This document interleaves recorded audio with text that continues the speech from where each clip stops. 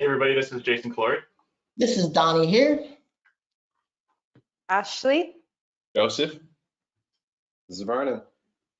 And this is New Year's Eve. We appreciate you guys coming on here for New Year's Eve. And before we get the New Year started, I think it's important to be able to communicate with us, right? Like us being able to be accessed and accessible to you guys. Everybody's going through different things. A lot of you may have had certain struggles that you struggled with in 2023. Some of you are starting something new. This is something new that you've never done before. Some of you have been trying for a long time and you're like, why is this not working? Is it me? Is it, something I'm doing and stuff like that? And so we wanted to offer ourselves today to kind of, get away from the technical side of things. This is not designed to be a technical webinar. So if you're on here and you're like, well, I want them to look at my website. That's not what this is about, because a lot of you, if you're still struggling to have a breakthrough, it's probably not the technical stuff. I'm going to tell you that right now. Because if it was only the technical stuff, then you would be able to overcome that, right? And the reason you'd be able to overcome that is because you have this right up here. The technical stuff is usually not the issue that we see people have. It's usually here, or something that they don't completely understand up here. That's preventing them from being able to do it. So we just wanted to offer a platform for anybody who's willing to come and speak, to let us know kind of what you're dealing with, and then we can, as a panel, give you some feedback on what we would do if we were in that situation, what we did do, if your situation parallels any of the situations that we've been through in life, and just trying to give you guys a fresh leg on like how we would overcome that. So maybe it gives you the ability to overcome it in 2024. Each of us have different stories. None of us have the same story that's on the stage. We all come from different backgrounds. We all come from different parenting. We all come from different geographies. We all come from different ethnicities. Each of us, I think each of us is a different ethnicity up here. So, everybody up here is a different ethnicity. Everybody up here is essentially a different age. Everybody up here has been in a different place in their life. Everybody up here has worked different types of jobs. Everybody up here has went to different types of schooling. Everybody up here has had different variations of financial hardship. All of our journeys are completely different if we were to look at them individually. But why we're up here today is because we all didn't let whatever was going on in our lives, our circumstances, what we were taught, who we were around, the things that would normally affect most people to prevent them from reaching their full potential, we didn't let that stop us, right? And I think that's a critical element of why we're all up here today.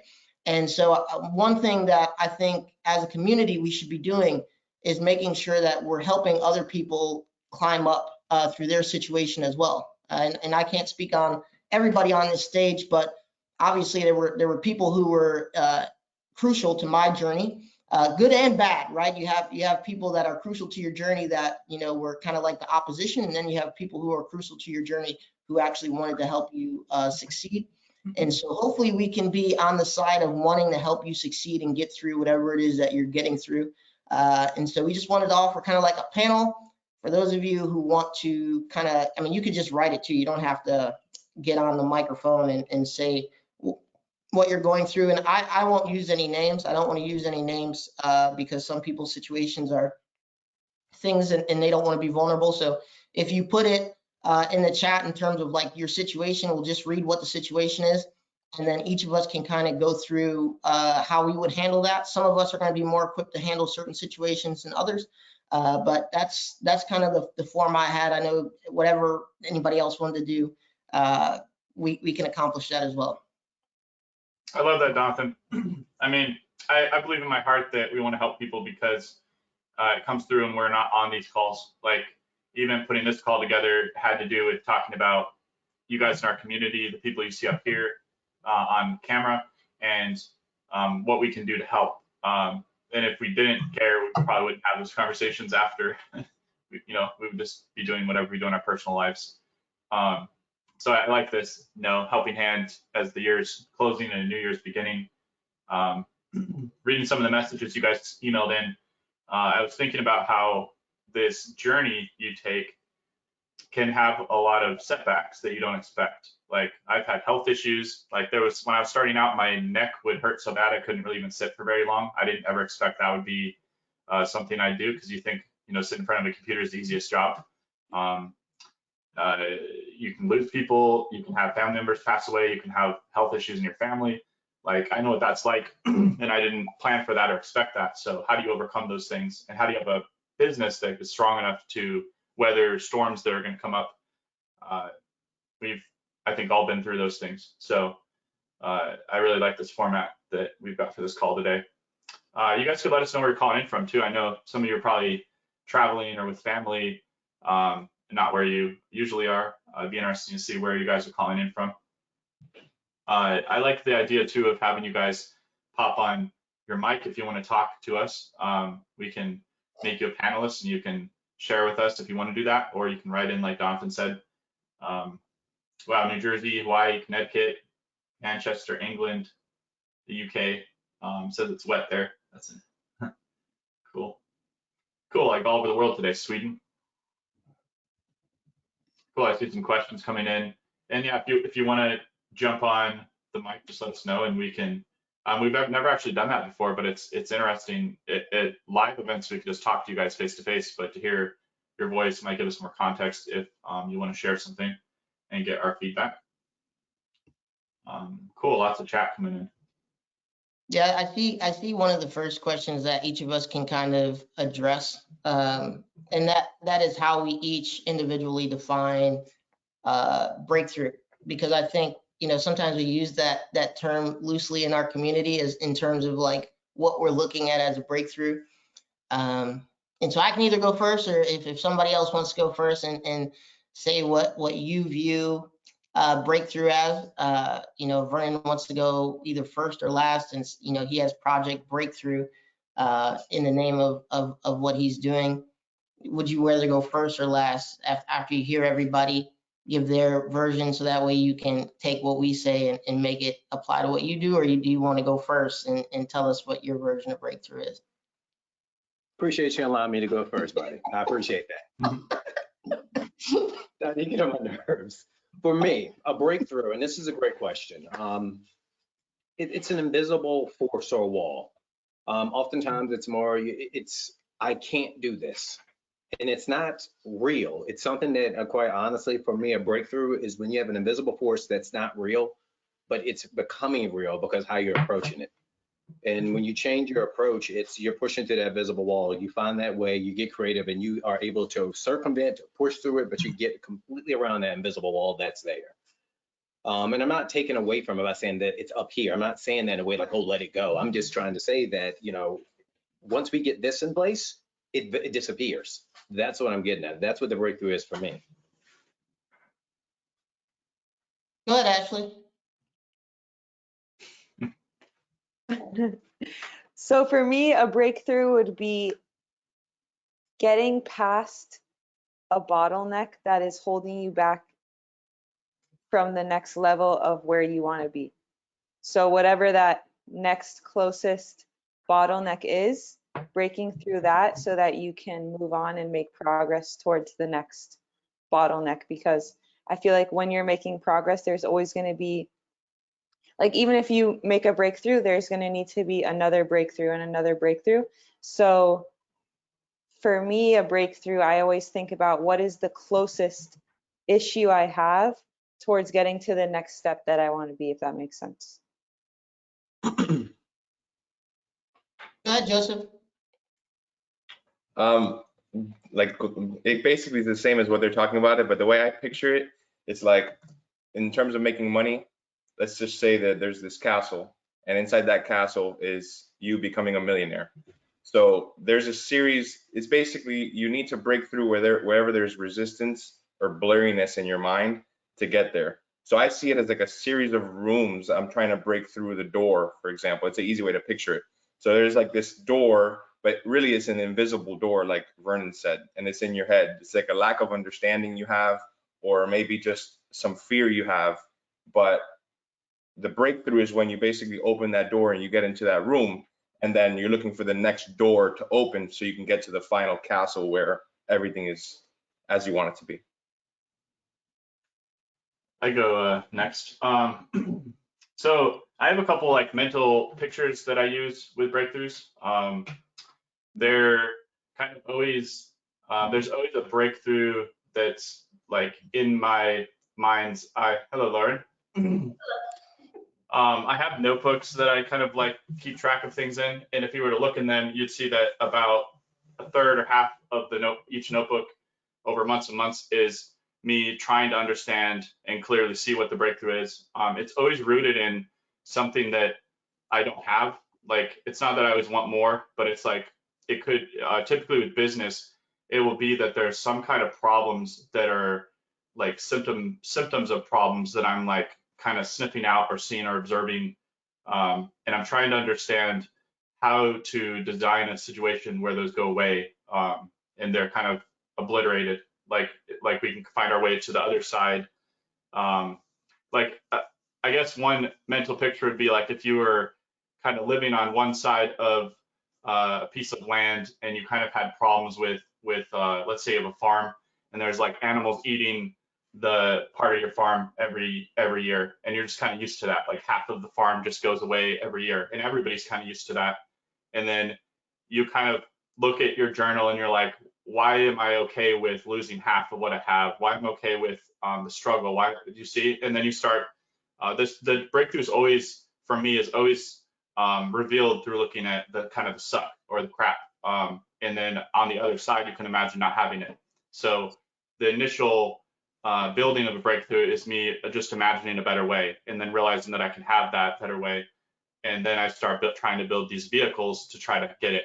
And I might fail with the first vehicle, I might fail with the next one. Eventually I build something that kind of makes part of the way there, and then eventually smash my way through and get to the other side. So like, I know that all sounds conceptual, but like earlier this year, I'd never taken a trip, like got on a plane by myself and flown somewhere. So I was like, in my mind, I was super afraid of what could happen. I didn't know. It was all, like Joseph said, super blurry and fuzzy, and there was a lot of fear. And my response is to like lean into the fear, because I know that on the other side of fear, you can have a breakthrough where you don't have fear anymore. And so I kind of just started realizing, like, transit's kind of designed to move you through regardless of, it tells you go here, go here, go here. And by the end of the trip, I realized, hey, I don't have that fear anymore of traveling on my own, and I had a breakthrough. And then now on the other side of the breakthrough, I could do it again without the fear. So in your business, that might look like, I want to make $10,000 a month. That could be what a breakthrough feels like. You could say, okay, 6 figures a year will pay for all my bills. It'll allow me to save money. And where you're at now might be you have $0 a month from the internet. The breakthrough would be looking at, like, what does it feel like to have the $0 instead of just saying it's normal to worry about it, to wake up and have fears about it, or these different things that happen when you're not making ends meet. What would it be like living in the moment where you have gotten the $10,000 a month, where you've achieved it? And really, like, for me, it's more important to like live in that future breakthrough state than initially than it is to know what all the answers are, because you need to make it clear. Like, the breakthrough has to feel real, and you have to believe you can have it. So yeah, I always have some kind of breakthrough that's going on in the background.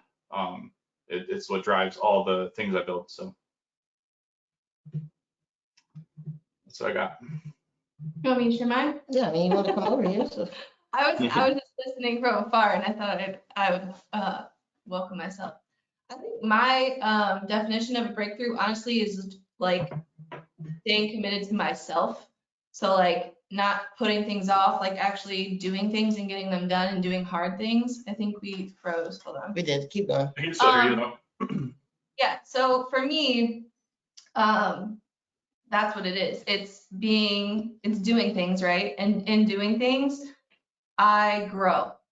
Like, I view any kind of growth as a breakthrough, especially for me. And I think with the new year coming, it's easy to do this. Like, we can hopefully look at ourselves and say, especially if we're, in this business, I believe anyone in life should look at it this way, but I'm not the person that I was a year ago.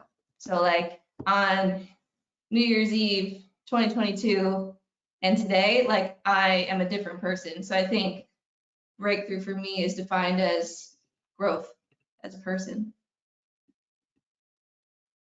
That's it. That's it. Okay. Simple, pretty simple. So I think my opinion on what a breakthrough is more understanding the value that something has in the overall thing I'm trying to do, right? So like let's say even if we're looking, at keyword research, right? A lot of you will do things because it's, we say it's important and you want to make money, or maybe we show how doing a keyword research will eventually get you to this goal that you have. But a lot of you haven't understood why that's valuable to the process, right? And so I think the biggest when I look at breakthroughs, it's like when I'm finally understanding why this component, right? If we're talking about mechanics, why this component leads to the overall thing that's happening.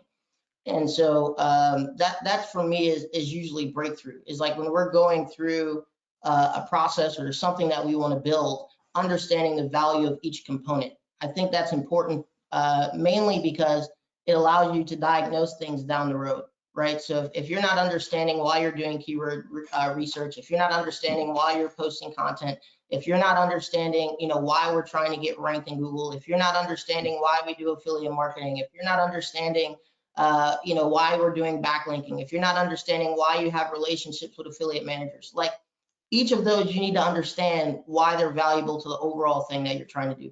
Or else what's going to happen is you're going to just end up doing them, and you're never going to understand why you're doing them. You're never going to understand the value they have to the process. And then when you get to a point where you're saying, hey, I'm ranking #1, but I can't figure out why I'm not making any money yet, is because you don't understand the value of each of the steps that you've taken, right? And so if you understood the value of the steps that you're taking, you'd be able to self-diagnose where the breakage and leakage is in what you're doing.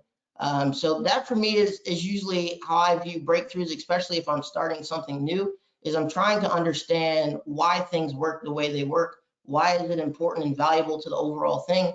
And I believe on Fireside, Jason and I talked about, correlating things with like recipes, right? So Yep. If you're making a recipe, let's say it's cookies or something like that, and you're like, why do they have salt in this recipe? It just says a pinch of salt. I'm not understanding why, I need to add a pinch of salt. Is it really going to make that big of a difference? Make it with salt and make it without salt and taste the difference, right? And that will show you how important some of the elements that we're teaching you are, is like, do it without it. Right? Like if you don't do keyword research, don't do keyword research, and then go out and try to do stuff. Don't post content and then see what happens. Like don't think about your domain and then see what happens, right? Like all these elements, you may look and say they don't really seem that important. I just need to rush through the process and get done as fast as possible because that's what's going to get me to the money. But you haven't understood the elements that go into what you're building, and so you don't understand their significance. And ultimately, when you fail, it's because you haven't had a breakthrough yet, right? And the breakthrough is you haven't understood the value of what you're learning, and so therefore, how are you applying it correctly, right? If you're just going and learning and you don't understand why this is important while you're learning it, how good are you going to be at executing on that? So that's what I look at as a breakthrough, because I think there's like, if I only look at it as like there's a wall, right? It's like a lot of times I'm artificially putting that wall there. It's not that there's actually a wall there, right? So I'm trying to punch through something that I put there myself. There's no one else that put that wall there. And so that's like, to me, that's mental, right? Is like, yeah, I need to get through my mental side of creating these fictitious walls that exist. None of you have really mental walls that exist. I think it's you guys aren't taking the learning and being able to say, what is the importance of this in the overall process? And I think you'll take each step in the process a lot more serious, and you'll have breakthroughs along the way because it'll click for you. Like, oh, I see how that works. I see how that's going to get me to the next place. And then when you're building, you're going to be building really like a mechanical thing where every component that you put in works together and it works the right way because you understand its place and the value that each of the components has. Yeah, that makes sense. Thanks for asking that, Helen. I like it's cool to talk about breakthroughs. We talk about them a lot in Goldmine too, and they've become kind of a central kind of vein when we talk about kind of overall what's happening in your lives as you build your business. I kind of like geek out with word origin too. For some reason, so like the origin, if you research breakthroughs, comes from World War I, and it's where they had trench warfare. So maybe you've seen like the Wonder Woman movie where she like runs across the field and there's trenches. And these guys, they say for like months or years, they've been sitting here firing back and forth at each other from the trenches. And then Wonder Woman is essentially the breakthrough vehicle who gets up and she can take fire and stuff and runs across the lines, and she literally breaks the enemy line. That's where the concept came from, as a military. It's interesting how military concepts will come into business. But you imagine there's a line of soldiers and she like defeated enough of them, and then they were weak enough and their whole line fell apart. And then the good guys could race across and take more land now and break through the enemy line. So yeah, but you don't know a vehicle is going to get there. It's like typically the breakthrough experience is you like have these vehicles and they're like, you know, maybe you tried a cannon or you tried a rifle or you tried something, it didn't work, right? So it's like you're gathering all this data of what works and what doesn't, what works a little better.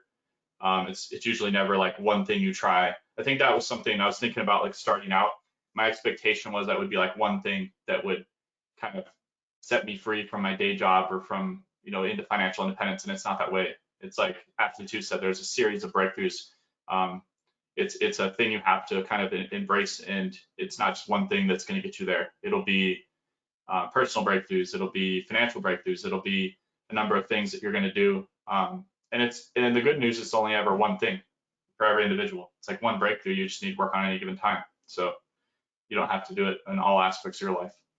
So that's kind of a cool tangent to start with. I like it though. It's like giving you guys ammunition going into 2024 as we start approaching a new year. It's giving you guys things that can lift you up and propel you into the next year. So cool.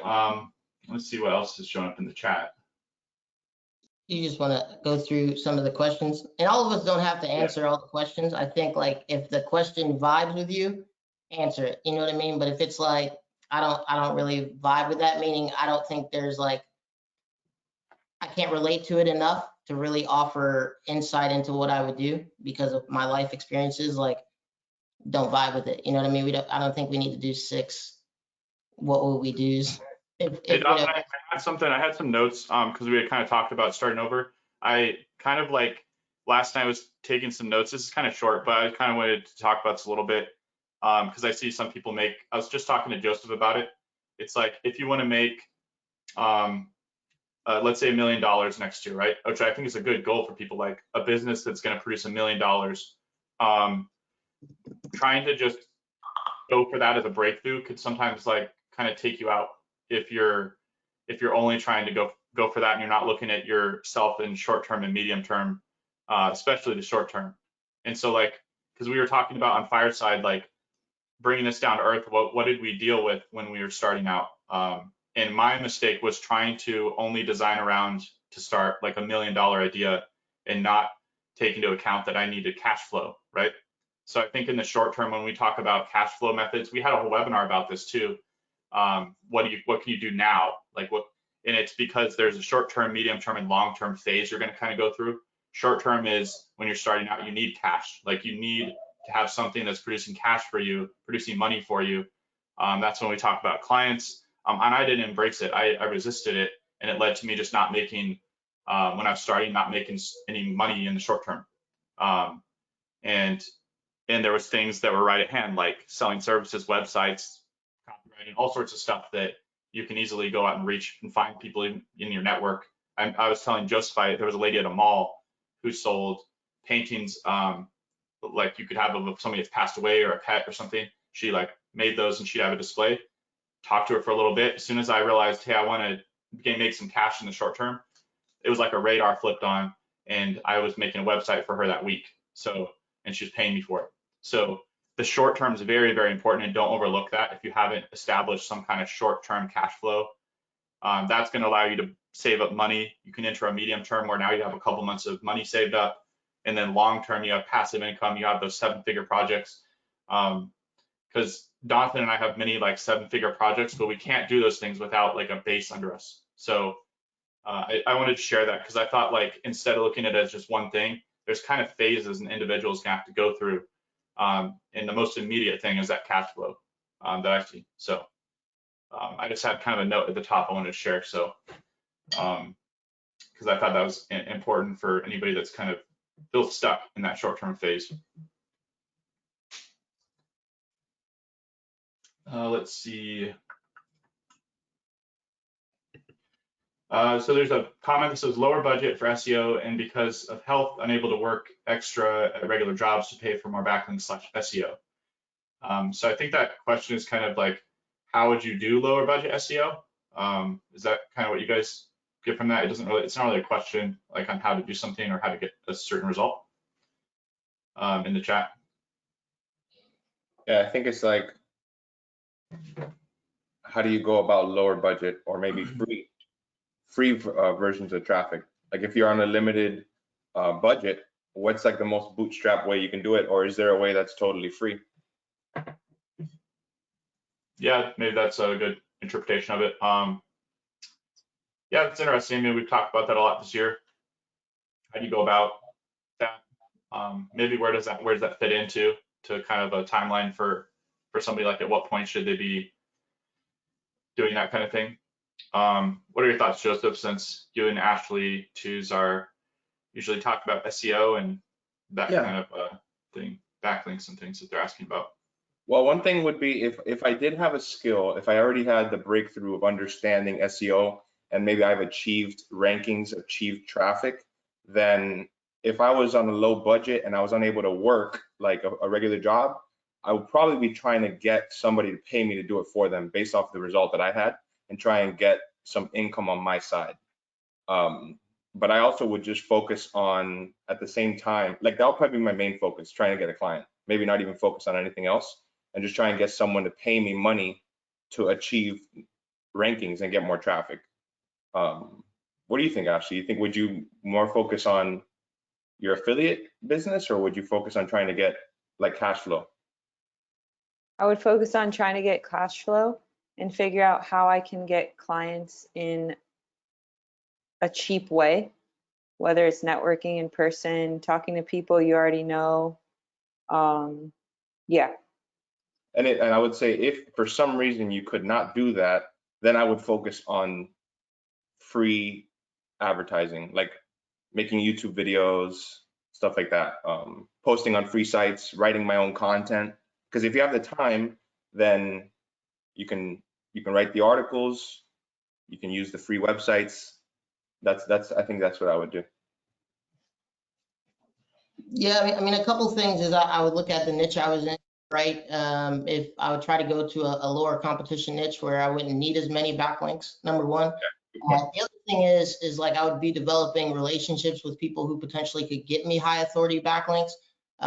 So like people who do content writing or guest posters, right? They have access to different websites that they probably could get me backlinks on. Because I think when we look at low budget, I don't really know what that means. Like everybody's perspective on a low budget is like different, right? Like it's a low budget $5 a month, is a low budget $100 a month, is a low budget $1,000. Like I have no idea what low budget means, but regardless of what your version of a low budget is, I think it becomes, if I don't have the capital myself, then I have to go get the resources, right? Resources usually meaning relationships and people, in order for me to get access to ordinarily what money may be able to speed up or get for me. So regardless of like, even if people are doing, regardless of really what you're doing, I think a lot of people who are at a place where they're like, I don't have that big of a budget. If I had to look at it, I would say relationships are super valuable. Vernon and I were talking about this the other day. There's a lot of people in the online industry where, I mean, they make millions of dollars a year and they don't offer a product. They don't really offer a service, in my opinion. They've mainly built their business around the relationships that they're able to establish. So if you don't have the means, you do have, you know, the ability to communicate and reach out to people, whether it's for trying to get backlinks or whether it's for trying to get clients or whatever that is. So, you know, you do have assets outside of money. I know a lot of us only look at our only asset really as money, but your mouthpiece is really your most important asset, and that unlocks a lot of doors for you. So That's what I would be trying to do, is either I would look at a less competitive space where I didn't need as many resources to gain traction in that space. And then as I gain some traction in that space, it would allow me to invest into, more competitive spaces, or I would be utilizing my communication skills and reaching out to people. And if I don't have the good communication skills, still do it. It doesn't hurt to start. It doesn't hurt to try. And you never know who's going to respond to you or give you feedback. So that's what I would be doing. I think, oh, go ahead. Well, I was gonna say that when I first started, like my first breakthrough was trying to understand like one part of how SEO works, right? And then once I understood a certain part, then I would build on top of that. And then I started ranking my own website. And then just naturally, by just communicating with people, I was able to get clients because there were people who I knew had businesses. So then just by talking to them, I was able to get them to pay me for that. So maybe there are people in your immediate network that you can talk to, and that could be an easy win.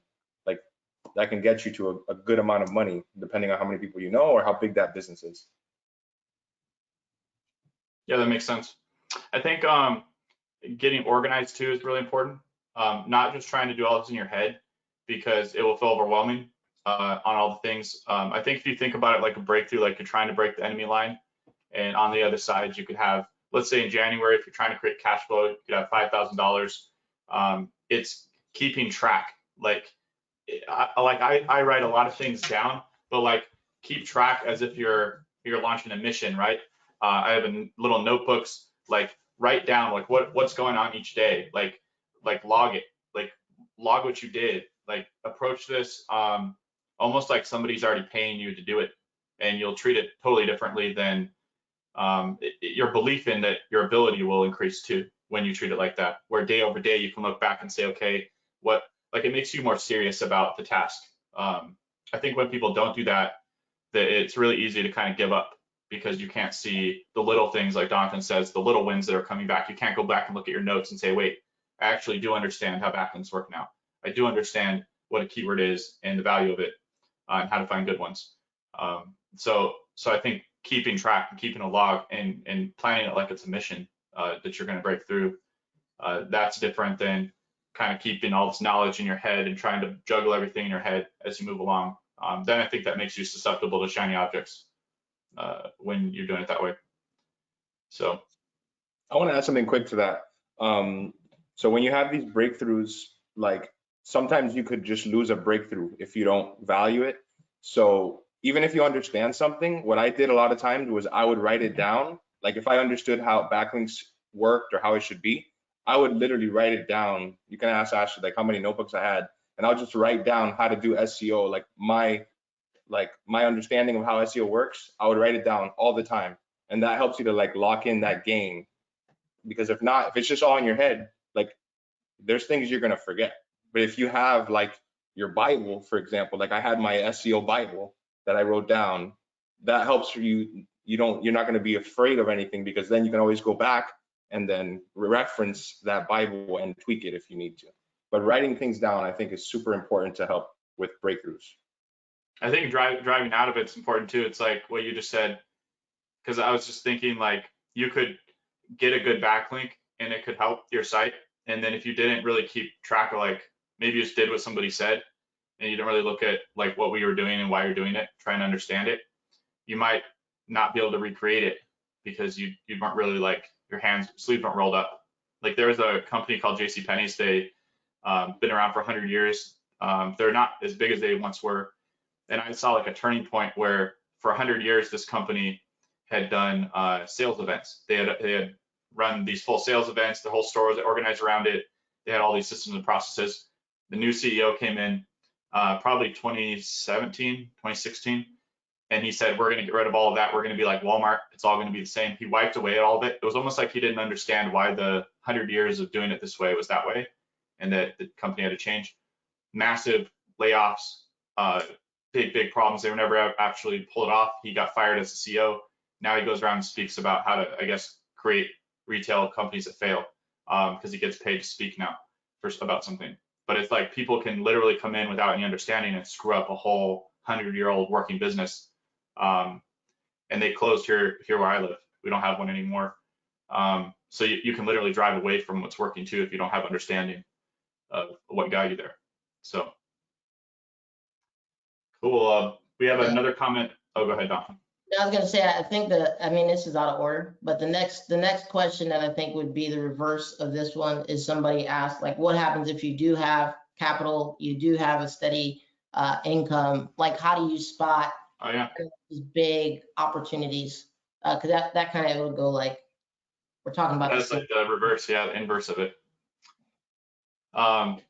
Yeah, I think that's interesting. I think that sometimes that can even be harder because you might, I mean, you could blow a lot of money. It's the internet. Like you can blow money in lots of ways. You could buy investments. You could buy traffic from a paid source. They'll take all your money, all the money you give them. Google ads will just suck all the money up. Facebook ads. Sometimes people with big budgets that think it'll be solved with money that I've seen is they are more prone to making faster, bigger errors than the person that's trying to be conservative and frugal with the money. So I think that that's what I've seen is sometimes like you should actually make sure that you're not thinking that just because you have capital that it's going to solve that you do have an advantage, but and it's usually time is what your biggest advantage is. It's not, it's that you're not trying to figure out how I'm going to eat tomorrow or next month. It's that you're those worries probably on your head if you're in that position. And what you should probably be doing is figuring out how can I start something small that works that I can scale instead of how can I jump all the way to the 7-figure thing. So because it'll help you not. I mean, we've seen people spend $50,000 to $100,000 in projects that never made $1. And what do you tell the person? Money's already gone. So what do you guys think about that? Yeah. I think about the show like right when I was like reading that question because it reminds me of the show Shark Tank, right? And if you ever watch Shark Tank, you're like, how the hell is this company doing $1 million a year off selling socks? Or how is this guy that made this little sponge, Scrub Daddy, how have they done $17 million in sales, right? It seems like something so simple that anybody could just go and do it and you can make money with it. Needless to say, like, I guess I'm saying like every opportunity online is a 7-figure opportunity for someone, right? Yep. May not be for you, right? Because there's people making 7 figures plus off of almost anything you can think of, whether it's affiliate, if it's e-commerce, if it's video, if it's social media, if it's email, if it like everything has the opportunity essentially to make 7 figures. What I think I look at is, am I going to stick with it long enough? And do I think I have something to bring to the table in the market that maybe isn't being done or something like that? Like if I know I'm not going to stick with it, right? Then it's not a 7-figure opportunity for me. I don't want to take advantage of something or spend money towards something I know I'm not going to stick with. If I'm not like, this feels right, or this feels like something that I can stand behind, it may be a 7-figure opportunity, but it's not something that I want to stick with. If it's something that I don't understand, right, and I'm not willing to spend the time to completely understand it, then it's probably not a good 7-figure.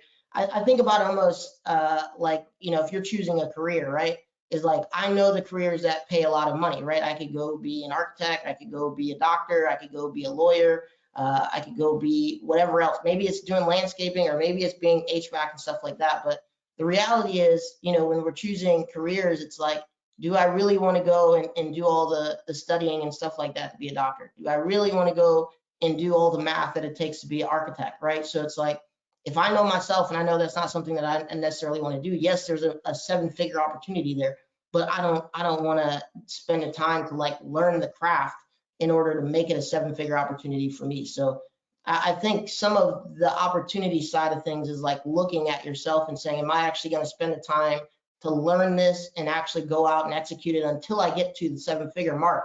Because anybody in any niche can essentially make 7 figures. I don't think there's one thing online, whether it's coming from somebody who actually is doing it or somebody who actually isn't doing it. You know what I mean? If somebody says they made $1 million on TikTok, maybe they haven't done it, but does that mean no one is doing it? Is like a different thing. So yes, somebody is making 7 figures on TikTok, and so yeah, I mean, you can make 7 figures on TikTok. It's just, are you gonna stick with it long enough?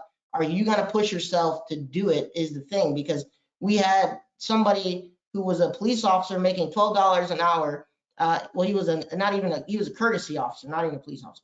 That made $12 an hour dancing in the street, directing traffic, who's now making $30,000 a month on TikTok. And a lot of the reason he's doing it is not because it's like he has this expertise or anything. He didn't have an expertise in TikTok. Like, he was literally making $12 an hour dancing in the street, directing traffic, right? But he's dedicated. Like, when you talk to him, he's very committed to, you know, how often he's posting, the type of content. If you listen to that series that's in Goldmine, he went through many different iterations of himself, trying to figure out, you know, based on my personality, based on the way that I communicate, who's going to resonate and what kind of content are they going to resonate with.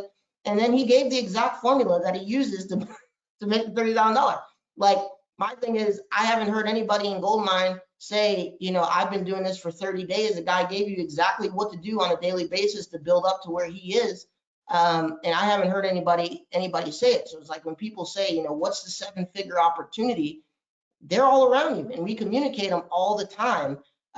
It's just, you know, are you going to be willing, you as an individual, are you willing to commit to making it a 7-figure opportunity for you? I think is really the question that you have to ask yourself, because any opportunity to me is a 7-figure opportunity if you're going to spend the time and actually follow through with it. Yeah, I agree. That reminds me of, like, when we were first getting started, more so when I was first getting started, and he was in, like, the online business world, right, online marketing, and we heard of, like, people at one point, for me, like, hearing about someone making 30 grand a month was like, holy shit. Like, and I used to ask him, I'm like, what are they doing? He's like, it doesn't fucking matter. like it doesn't matter what they're doing. They're doing something. They're doing it. They're doing whatever it is that they're committed to doing. But, like, at the beginning, it's hard. You're like, what are they doing? Maybe I can do that. Because it's like, whoa, that's at a completely different level than I'm at.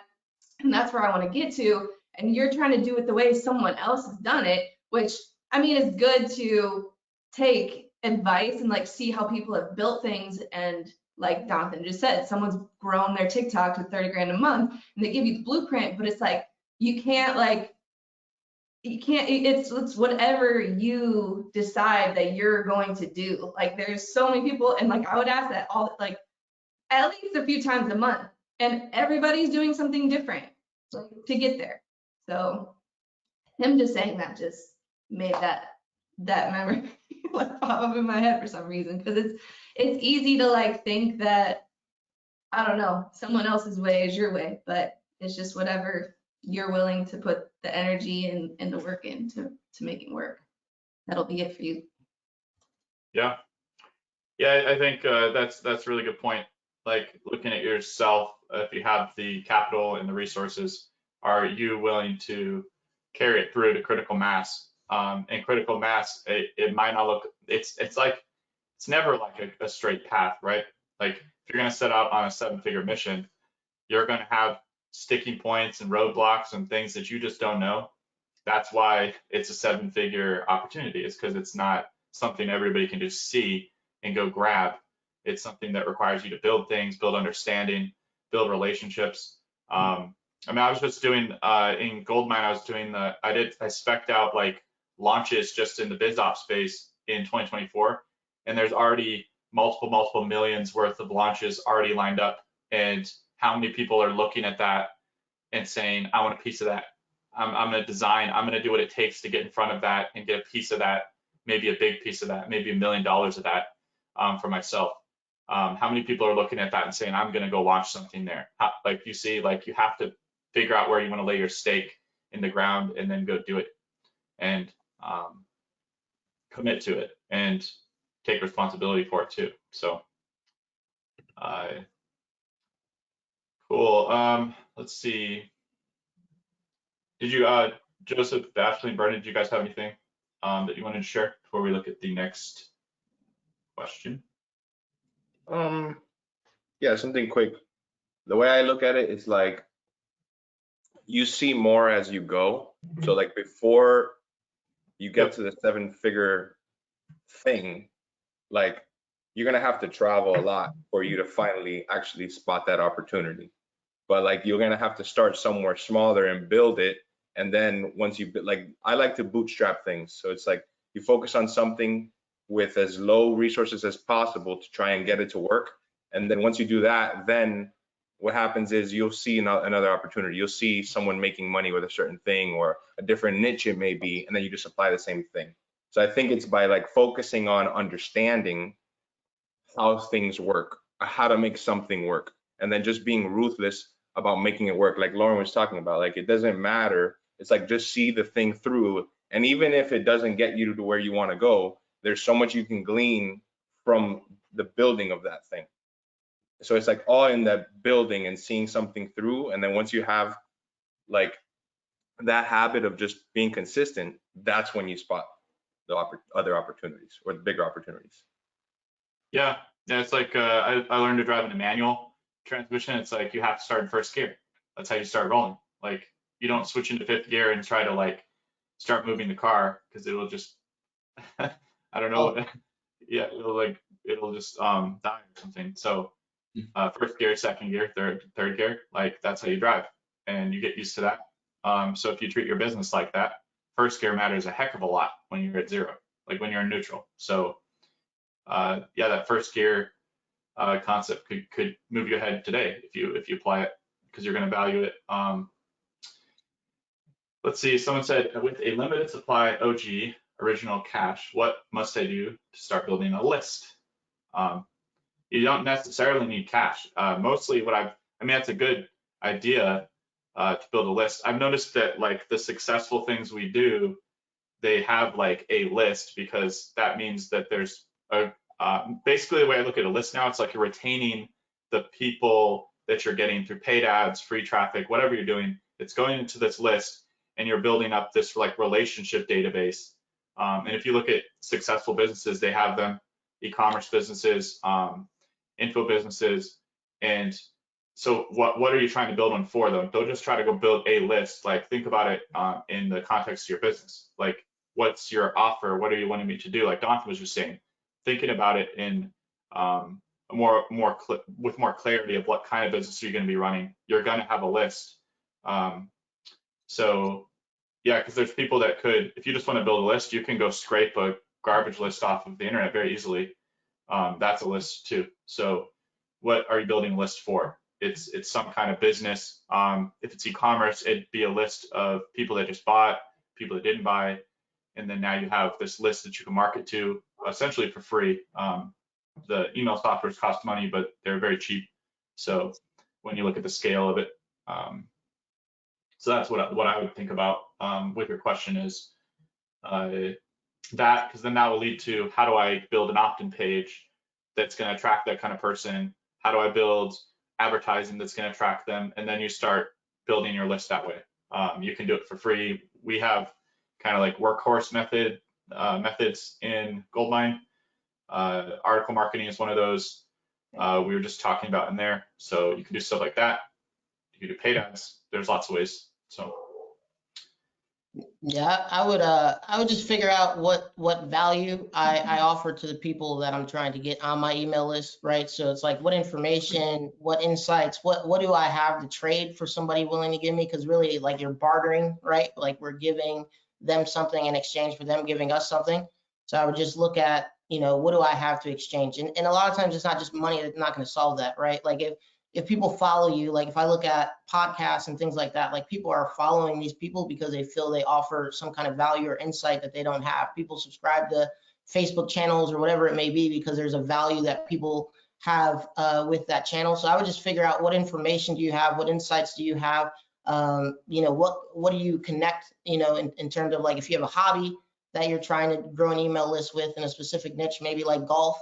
It's like, can I talk about different golf courses that I go to? Can I talk about different equipment? Can I talk about maybe I'm good at putting? Like exchange some kind of value in return for people wanting to give you their email. Because if you have to force people to give you your email, they're not gonna. It's a wasted email list in my opinion. But if people really value the information that you have to give and they're willing to exchange their email for it, then you can build a successful email list without any money. Mhm. Yep. Chris Andrews said, oh, go ahead, Vernon, sorry.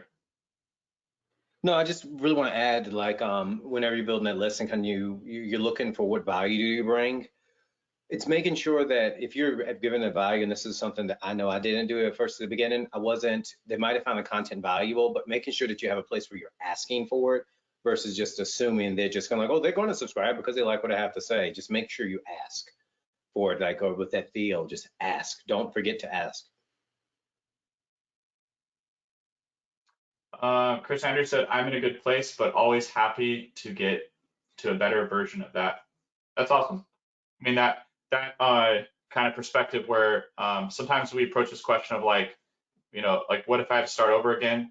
It's kind of like, I was thinking about it last night. We were watching Black Panther, the first one, and they like give him that juice that takes away his powers. And it'd be like, what if someone took all your money getting power away? But that can kind of be a negative thing to look at because it's not really realistic that you're totally like, basically I've never been like where I didn't have anything to build off of, right? Like it's just a kind of fictitious scenario. So I like that Chris is like, hey, I'm in a good place and I could kind of ascend from there. I like that comment. So Nick said, for me, making a move before I'm ready, getting ready is a trap. It doesn't have to be perfect. Just take action. Steady motion is key for me. Yeah, Donathan's talked a lot about momentum and how sometimes we'd see people at 0 and that's usually the hardest thing is doing something, right? That's like the breakthrough is going from 0 to doing some activity. And so, yeah, it could be a trap, like you're saying, Nick. It could feel like a trap where it feels comfortable to just be like, I'm just going to gain knowledge and not build something, get some feedback from the reality around me. Let's see. Bobby said, do you recommend having a community or friend mentor to help you define / recognize what's causing a bottleneck? That's interesting. One second. If you don't want us to read your name, please. I wasn't gonna read names because some people don't want to be called out.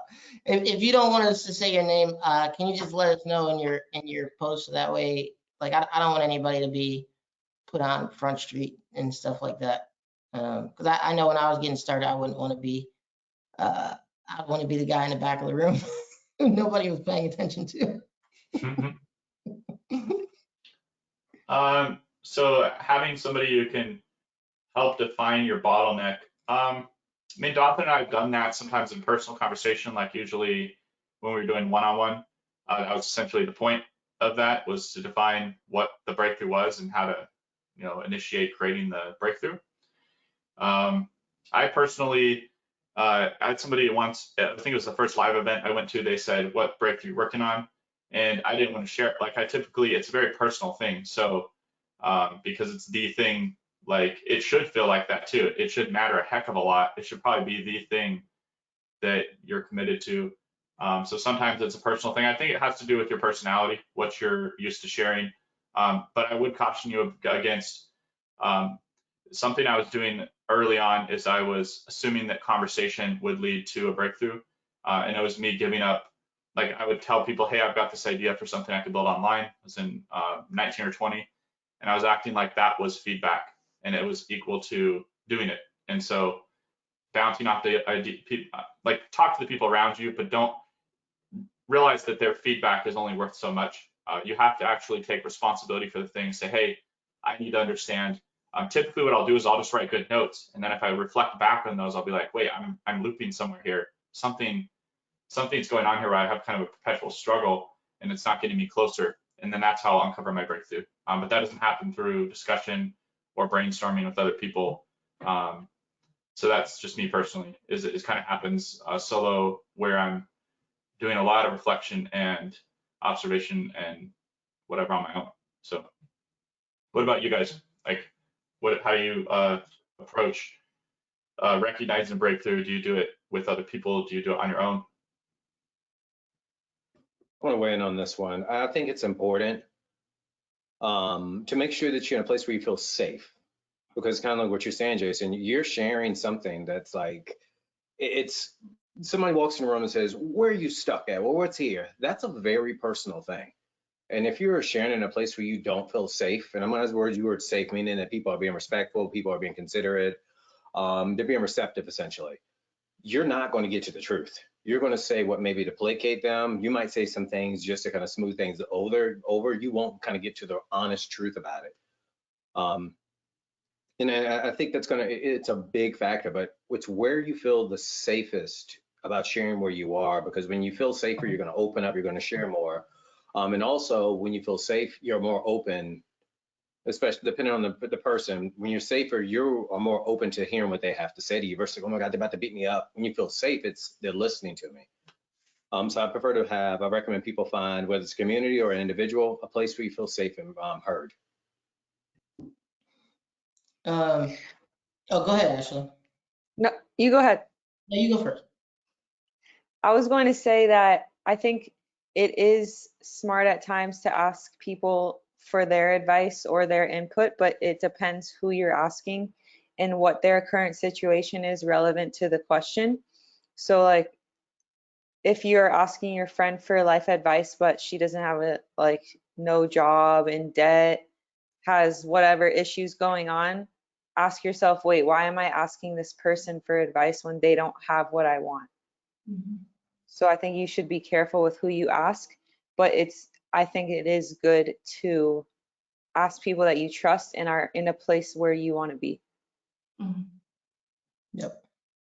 Yeah, I think too is why are you asking, or why do you feel you need that in the first place, right? Like some of the things that get asked in the community are like validation questions, right? Like, should I be doing this and stuff like that? And it's like, if you don't understand the importance of like what you're doing, somebody else definitely is potentially not going to either.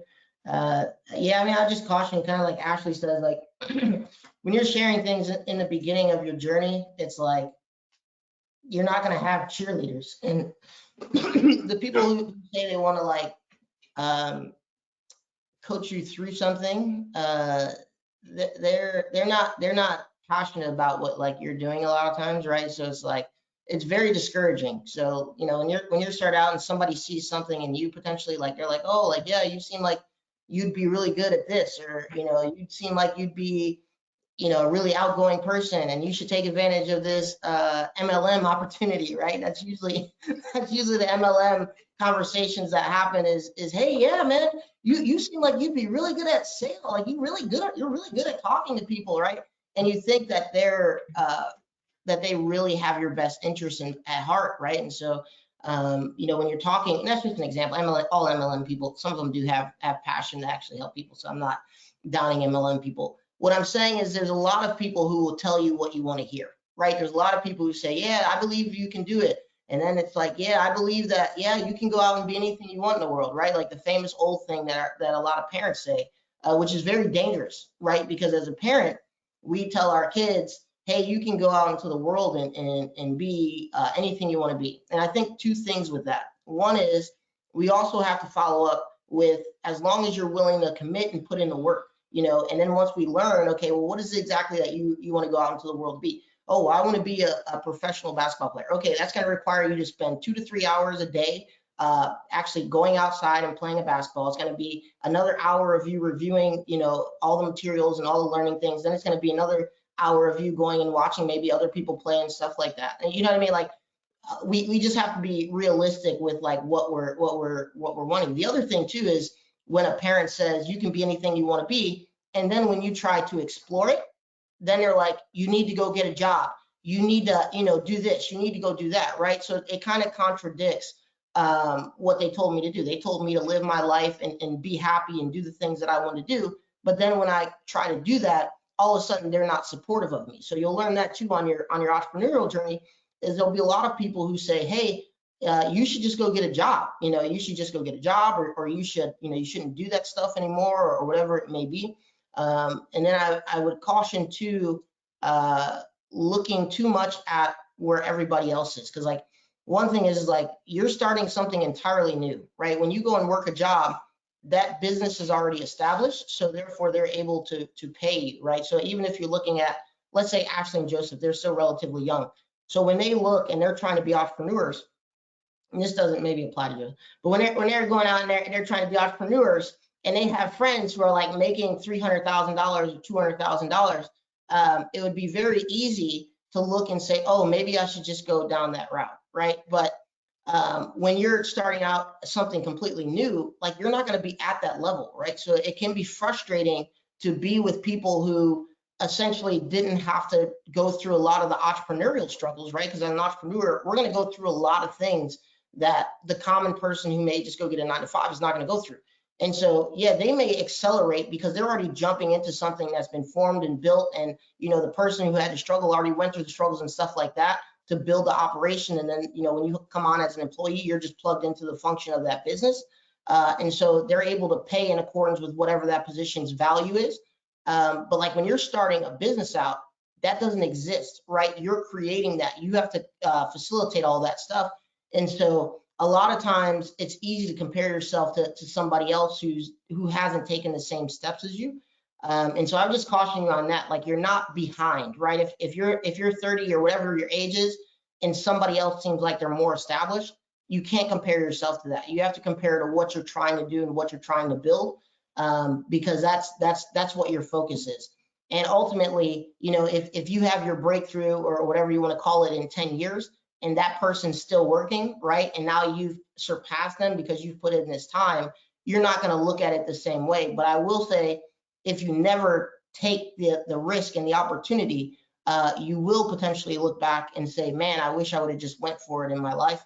And, you know, we've seen people in the community communicate this as well, where it's like they're at a point where, you know, one of their friends went ahead and took an opportunity. They didn't take the opportunity. And now their friend has a successful business. I see it with, you know, still call them my babysitters because they used to babysit and watch me all the time since I was 6 weeks old.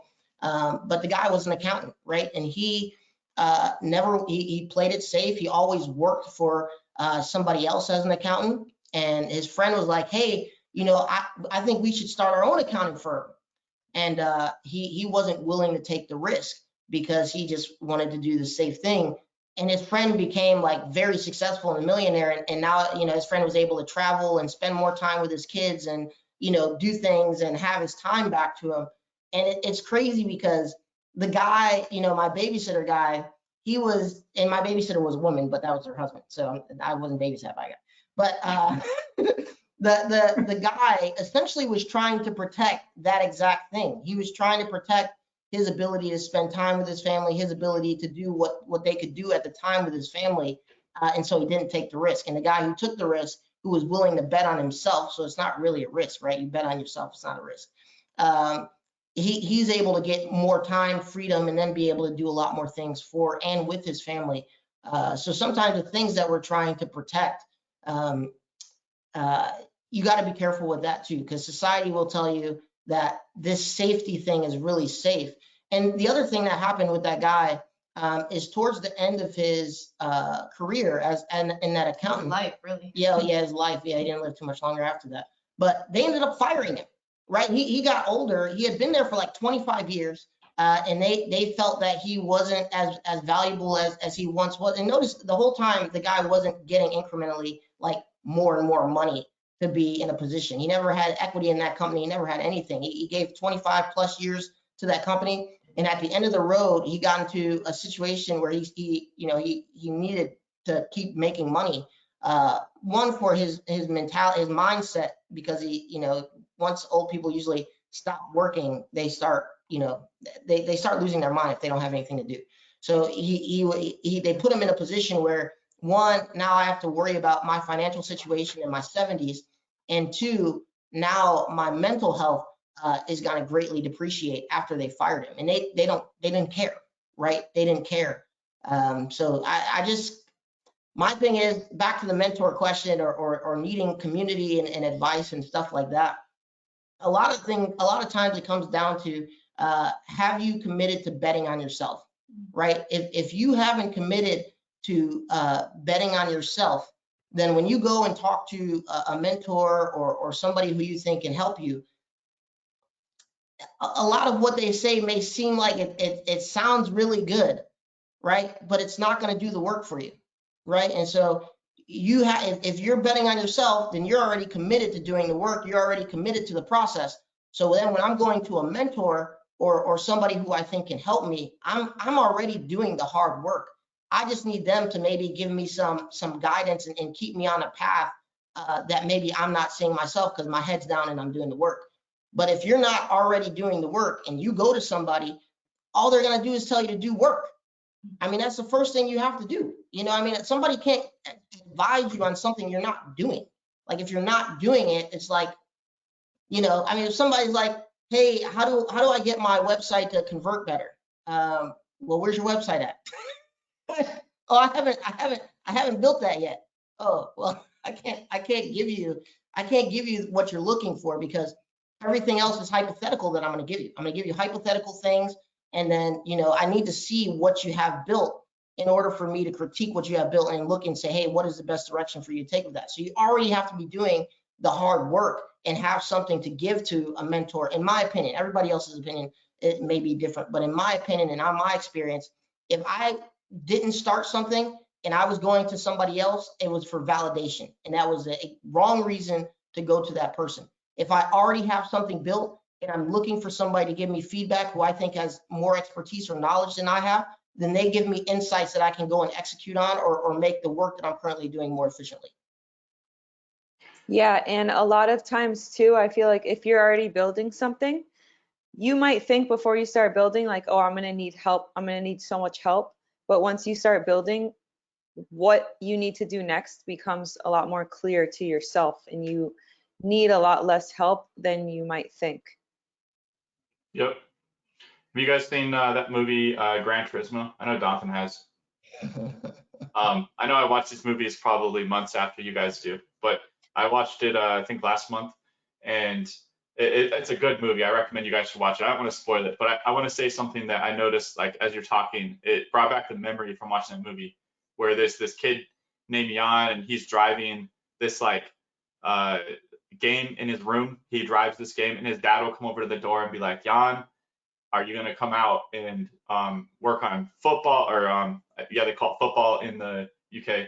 And he's like, no, I don't think I want to do that. He's like, you should be like your brother. He's got a future. Like, you have to realize when you share your dreams with people, are you already committed to the dream? Because there's a transition I made where I almost had these mantras I started telling myself, I can have what I want. Like, you have to have that internal engine because somebody might literally try to talk you into their dream. And you have to be very careful. They might, like, imagine that kid if he believed his dad and he's like, oh, okay, yeah, the playing soccer is going to have more of a future than this thing that no one's ever done before. But he ignores it, you know, nicely. It looked like in the movie. I don't know what it was like in reality, but there's probably more fighting in reality in this house if that was going on. He goes forward with it and then he becomes something that never existed. And you could imagine how much fear and things there could be doing something no one had ever done. But he had to believe, and it's based on a true story too, he had to believe it more than anybody else around him and commit to it and stick through it even when people literally tell him, this is not going to work. You're going to get killed. It's not going to work out for you. So you have to be aware that that's the world around you, is that you can hear those things. And so that's one of the reasons I write, is it helps me build a moat around my dream and realize that I can have what I want if I'm willing to envision it and build it. So that was kind of a cool discussion we got into there. I see a question about, I won't read the whole one, the person's left, but the basically like what happens if an affiliate program goes away. That's interesting, right? It's like one of the fears we hear. I don't want to build because what happens if by the time I built the affiliate program's not there? What do you guys think about that? It's a real fear, but it's like you could basically do that throughout your whole business, that kind of thinking. I would say don't worry about if the affiliate program is gone unless you're getting consistent traffic to the offer in the first place. If you put up 50 pages on your site, why would you be checking if the affiliate program is there if you haven't even gotten any traffic to the pages yet? That's what I would say. Mm-hmm. I'd also say if you're actually afraid of that, then maybe find 1 or 2 other affiliate programs that do the same thing, so that you have a backstop if they do go away, right? Because why would you build around an affiliate program that potentially looks like it's going to go away? Because the person said if they had like 50 to 100 pages, I believe, of different offers, what if one went away? Doesn't matter. Yeah, I was promote a different offer. Yeah, I mean, I think it's part of the game. I mean, it's a harsh reality. I mean, it exists in almost any industry you're in. You know, if I'm doing e-commerce, what happens if a supplier stops? What happens if a manufacturer increases you know, my cost by double? And these are things that have happened. What happens if your email where you're sending your email through decides to shut you off one day? What happens if your Facebook ad gets shut down and it's the thing that's driving you 50 grand a day? What happens if your Google account gets, you know, I mean, like all these things have happened. You know, there's affiliates we've been making 10 grand a month with, and they just say, okay, we're not doing the affiliate program anymore. And so it happens all the time. I just think it's a part of the game. It's a part of any game you play, right? It's just like people, you know, if you, okay, I'll put it into like into normal is, why do people choose one job, right? Like if you choose one job, the chances of that job firing you, closing is a reality. That's happened to me as well. You know, I was working, and when I was in Atlanta, and you know, I didn't have much money. The Beef O'Brady's that I was working at, the guy decided to close it. One, he was back on his payments, and he wasn't paying stuff and stuff like that. But it closed, right? So it's like, you know, I was already broke. I finally had a breakthrough and got a job, right? I mean, I had applied to McDonald's, I had applied to Macy's, I had applied to all these different places that wouldn't hire me. I even applied at a tea shop. The tea shop said my resume looked like shit, so they didn't hire me. So Beef O'Brady's, I had worked there during high school. They finally hired me. I was like, woo, finally gonna start bringing in some money, right? And it was like 3 months I worked there, and they fucking business. So, I mean, before we left, you know, this isn't probably funny, but before we left, the guy hadn't paid his the food bill for any of like the food that, you know, you buy from like Cisco and stuff like that. Mm-hmm. And so there was a kid there who was like, oh, like if we're getting fired, we're gonna take.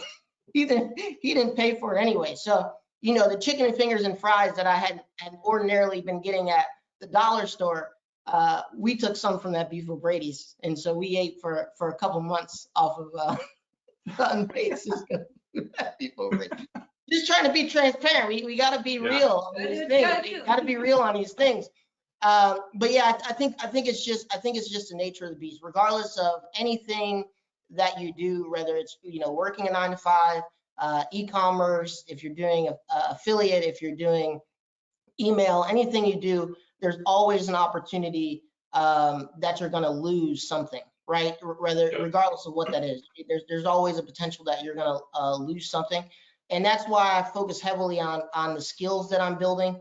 That's why I focus heavily on, you know, building systems and things like that.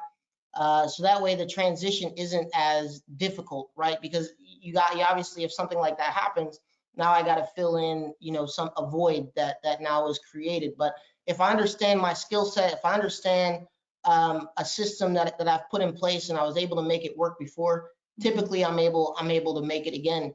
And so that's how I look at it. And the other thing is too, is like, nothing in life should be always looked at as like a negative thing, right? So it's like this negative of what happens if an affiliate goes away. Well, it opens the door for me to find a better affiliate. It opens the door for me to find a new niche. It opens the door for me to make some new relationships, right? Because a lot of times these affiliate programs, these people have, you know, names and stuff like that in the industry. So if you built a relationship with that affiliate along the way, a lot of times maybe they know someone else that they can turn you on to. Maybe, you know, they're going and starting a new project that you can be the lead on, and you know, there's very low competition for in the beginning, and you're able to get commissions that everybody else isn't going to have access to in 6 months, right? So there's always an opportunity, a silver lining, if you will, regardless of what kind of happens. So hopefully, you know, in 2024, you go in with more of a mindset of, man, if that does happen, it's probably going to open the door to me getting to the next level versus if that happens, it's completely shutting me down, and you know, it's a failed adventure. So Yeah, and like Yeah, 'cause Ashley's, like, well, Ashley and Jonathan, like if you've put up 50 to 100 pages, like you've built, if you didn't already have it before, you've built a skill and you know how to put pages together. If they are getting traffic too, like that's a skill, getting traffic. So now, I mean, you should be doing this before an affiliate gets to the point where they're shutting down. Now you take that skill and you apply it to another affiliate program. Like you build multiple things so you're not just reliant on that one. Like, but you have that know-how, that system, like you know how to create content, obviously, so you create content for another affiliate. I see a comment. What about the video gaming niche? Basically, you know, is it a good niche? I know that Craig Campbell, we brought him on, I believe it was this year. He also came and spoke at Goldmine Live. He's made millions of dollars in that niche. So if you're creative and you want to roll your sleeves up, you can make it work. So there's definitely people who play video games, obviously, but we literally had a guy on that does that and has a whole website and showed us the receipts too for it.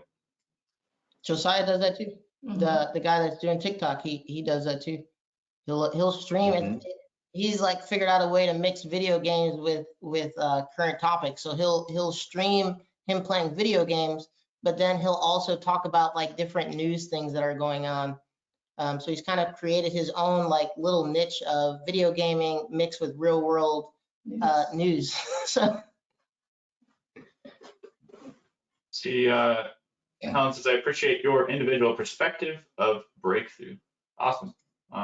She's the one that asked the question about it originally.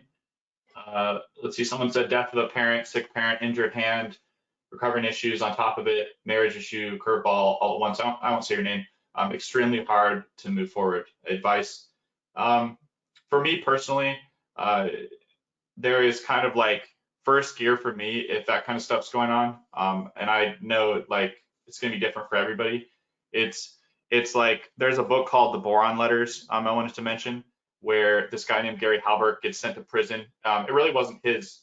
He basically just kind of got involved with the wrong people. It wasn't like a violent crime or something like that. He goes to prison, and he's in prison writing these letters to his kids. And it's like he's in the first part of the book, he's describing like this traction you can have in your personal life. And he says, you know, go out and get your road work in. So go walk or run for like an hour each day, because it's going to alleviate your anxieties. It's going to give you kind of a space where you can like at least set those things aside while you're doing it.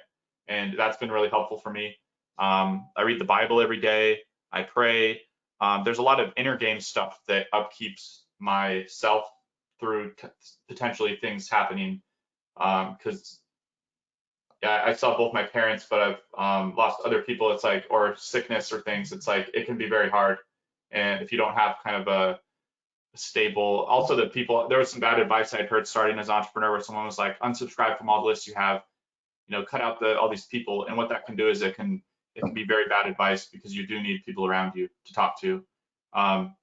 Vernon has Project Breakthrough, and it can be, I'm not really trying to plug it, but I just wanted to mention it. It's like the basic concept is he's there while you're having a breakthrough instead of you doing it alone. So it is meant to serve some of that too, to give you some support, some scaffolding as your breakthrough is kind of unfolding. So that's kind of my advice on it, though. It doesn't have to do with money making methods. It has to do with how are you taking care of yourself.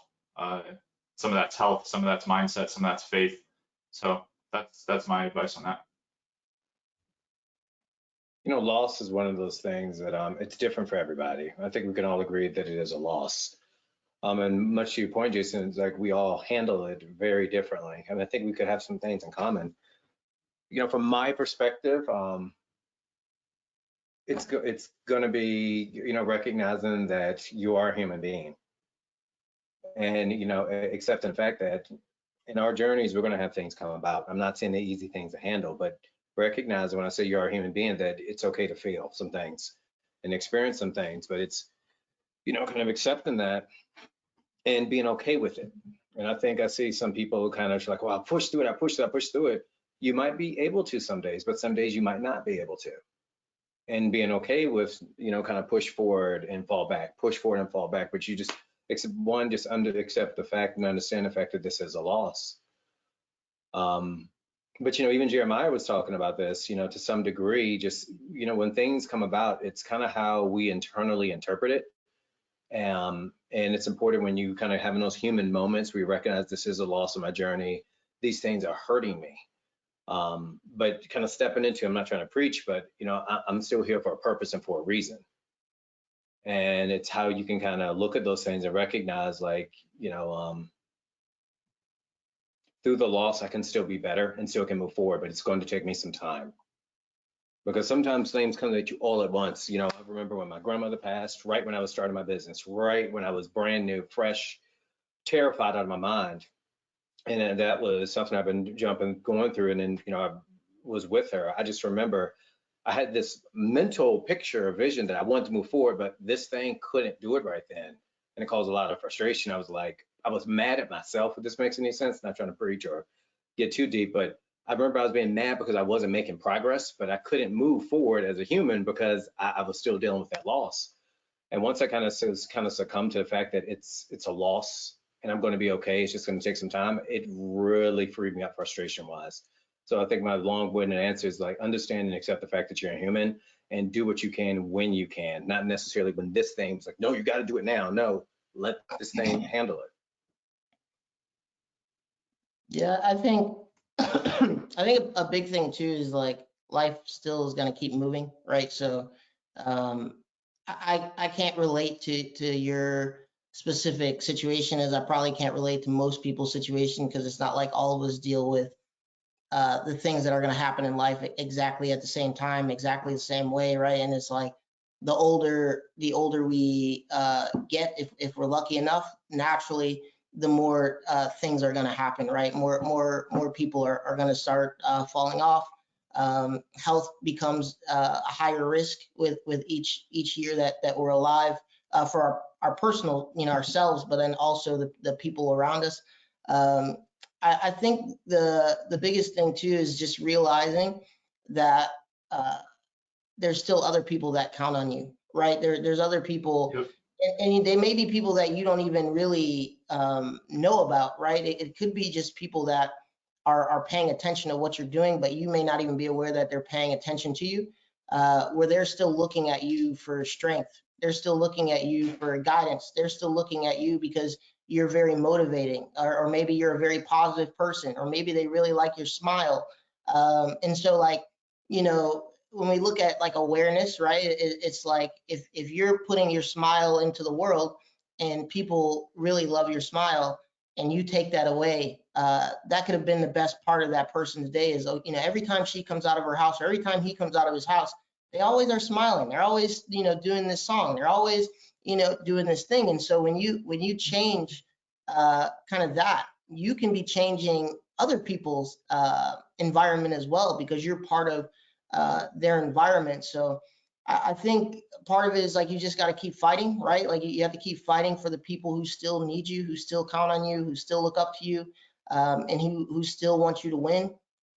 I know, being like a father, like, I still am, regardless of kind of like what's going on personally, relationship wise, even relationships with anybody up here on this panel, like, I still have to be a dad at the end of the day to my son. I still have to be a husband to my wife. And I mean, all of us, like, do business together, but, we're also friends, right? So it's also like you have to protect, your friendship over necessarily, like, business.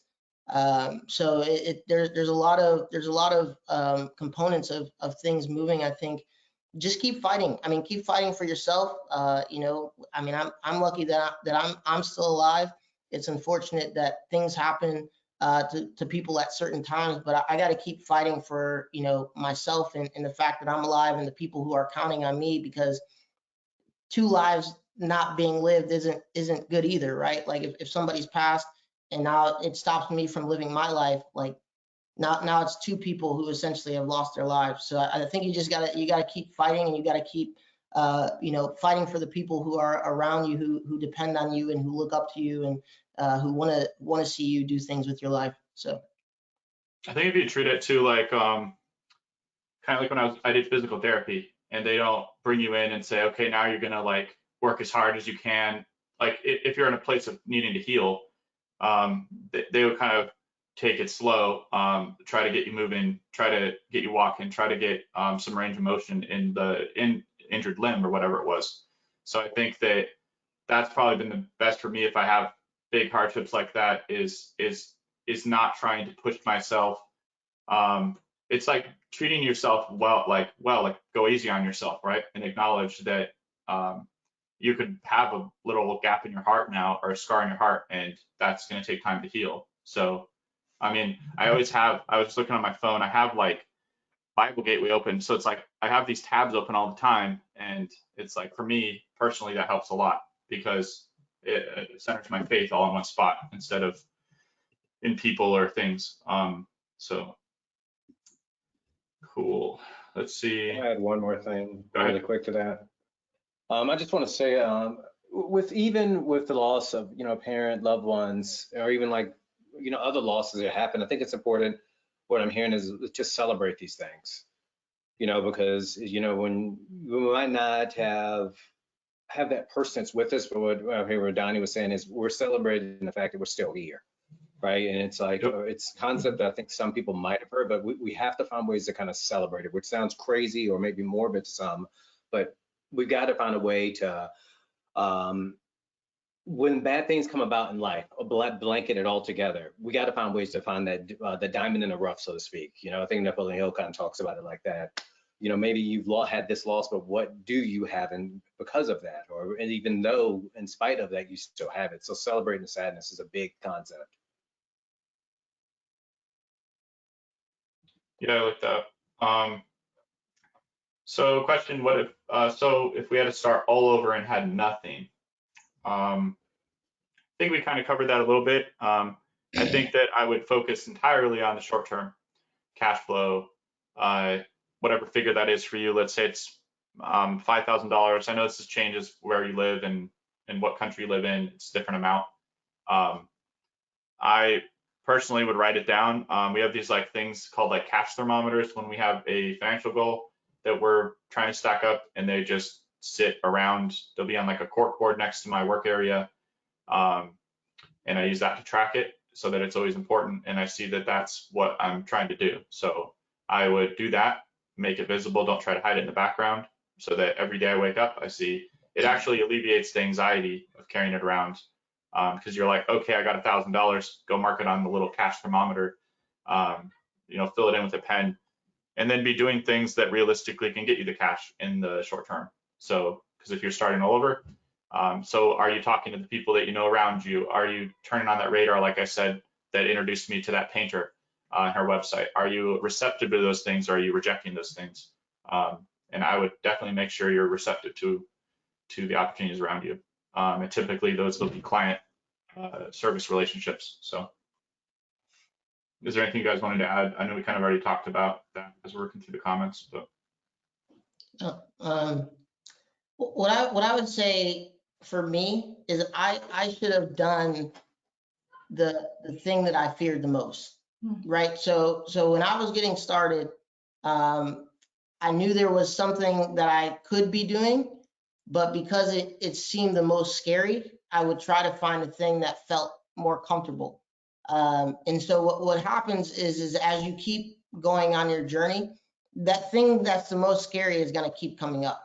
It's a natural part of any project. If that's talking with people, if it's sales, if it's, committing, being willing to fail, whatever the thing is that you're like most scared of, I would get over that hump first, because what is going to happen is you're going to create a habit of doing, every time you start something new, you're going to always try to find the most comfortable route. And the most comfortable route usually is not going to get you the results you're looking for.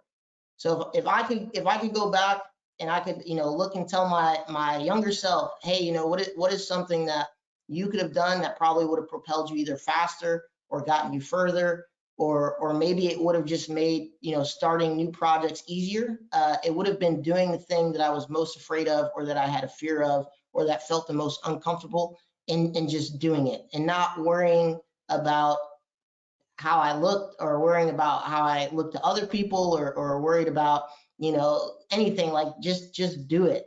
Because I think part of this game too is like, do you have the confidence to continue pushing through things, right? Because things are going to get uncomfortable, and it's like if your default is to just go to comfort, then you're always going to be at risk of not being able to adapt when you need to make changes or when things change. So that'd be my biggest thing, is not necessarily would I do affiliate first? Would I do, agency first? Would I do e-com first? Would I do video first? Would I do any of that? I think getting over that thing that scares me the most, that feels the most uncomfortable, is the best thing that I would be able to do for myself. And then regardless of the opportunity, I know I can go and take advantage of it, right? Because that's a big thing too, is I have to be able to take advantage of an opportunity if it presents itself. If I have this thing that feels uncomfortable and I'm not willing to do it, I'm never going to be able to take advantage of that opportunity. Yep. Let's see. Chris said maybe low budget folks could team up into cooperatives. Yeah, I mean, if you have something you're doing, that was something that I probably could have done sooner, a lot sooner, is recognize there's people around me that they might be on the same page. It wasn't hard to find them. Essentially, Donovan was like one Google ad away. Like it was like one email away.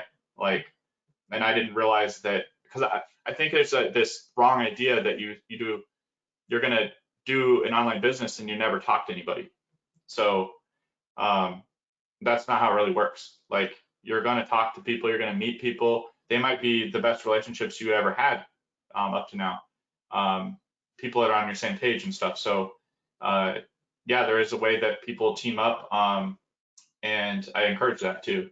But don't think that like, usually you have to be building something before that can happen. You have to have something you're going for and that you're building before there's some kind of co-op that you form, or just kind of teammates. Anna Lee, what are cheaper alternatives to SEMrush and Ahrefs for those getting started? Ahrefs has like a free backlink checker. If you look at their website, keywords everywhere is super cheap. It's like $15. Joseph, does that sound like their current pricing for like the whole year? $15 for like the whole entire year. That definitely would be the best tool if you don't have the budget for Ahrefs or SEMrush, for sure. It does show backlink data too. So like, you could use keywords everywhere for that too. Like when you go search, it will show RD, like referring domains. We look at that. So I would probably just use that. And then yeah, if you want something like from Ahrefs, it does have a backlink checker. If you go to their site, that's free. Yeah, and you could also, like Ahrefs, I think they start out at like $99. You could just buy that for 1 month and then do a lot of research and then cancel it. Like, you can get a lot done with that. You don't have to keep the monthly subscription, but for $99, that can go a long way. Yeah, that's a good point. Yeah, you don't have to look at it as $1,200 a year or something. It could just be $100 once until you get to where it makes sense to keep it monthly. Any other tools you know about, Ashley? Like, So do I know any other tools? yeah, that are like Ahrefs that are cheaper? I don't. No. Okay. Yeah, I mean, the other thing you could do is go on like Fiverr or Upwork and just have somebody do it for $10. If you didn't want to commit to paying for the tool. That's a good point.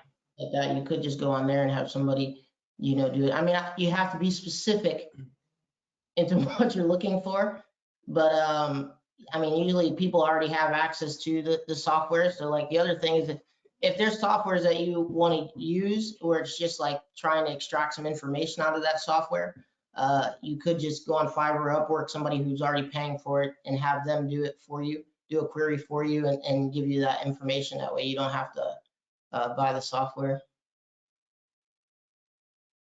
I see a comment. It says, I like your idea of the short-term income for cash flow, except short-term is long-term for me. It seems like no matter how good my skills are, I still can't get someone to pay for my service. I've been trying to sell my services as a VA, no takers. That's interesting. On kind of, maybe it's a different note, maybe it's kind of on the same page. It feels the same to me. Someone had messaged me, I won't say who, and they said like, I'm ranked #1 in Google, and I'm getting some traffic. What's wrong?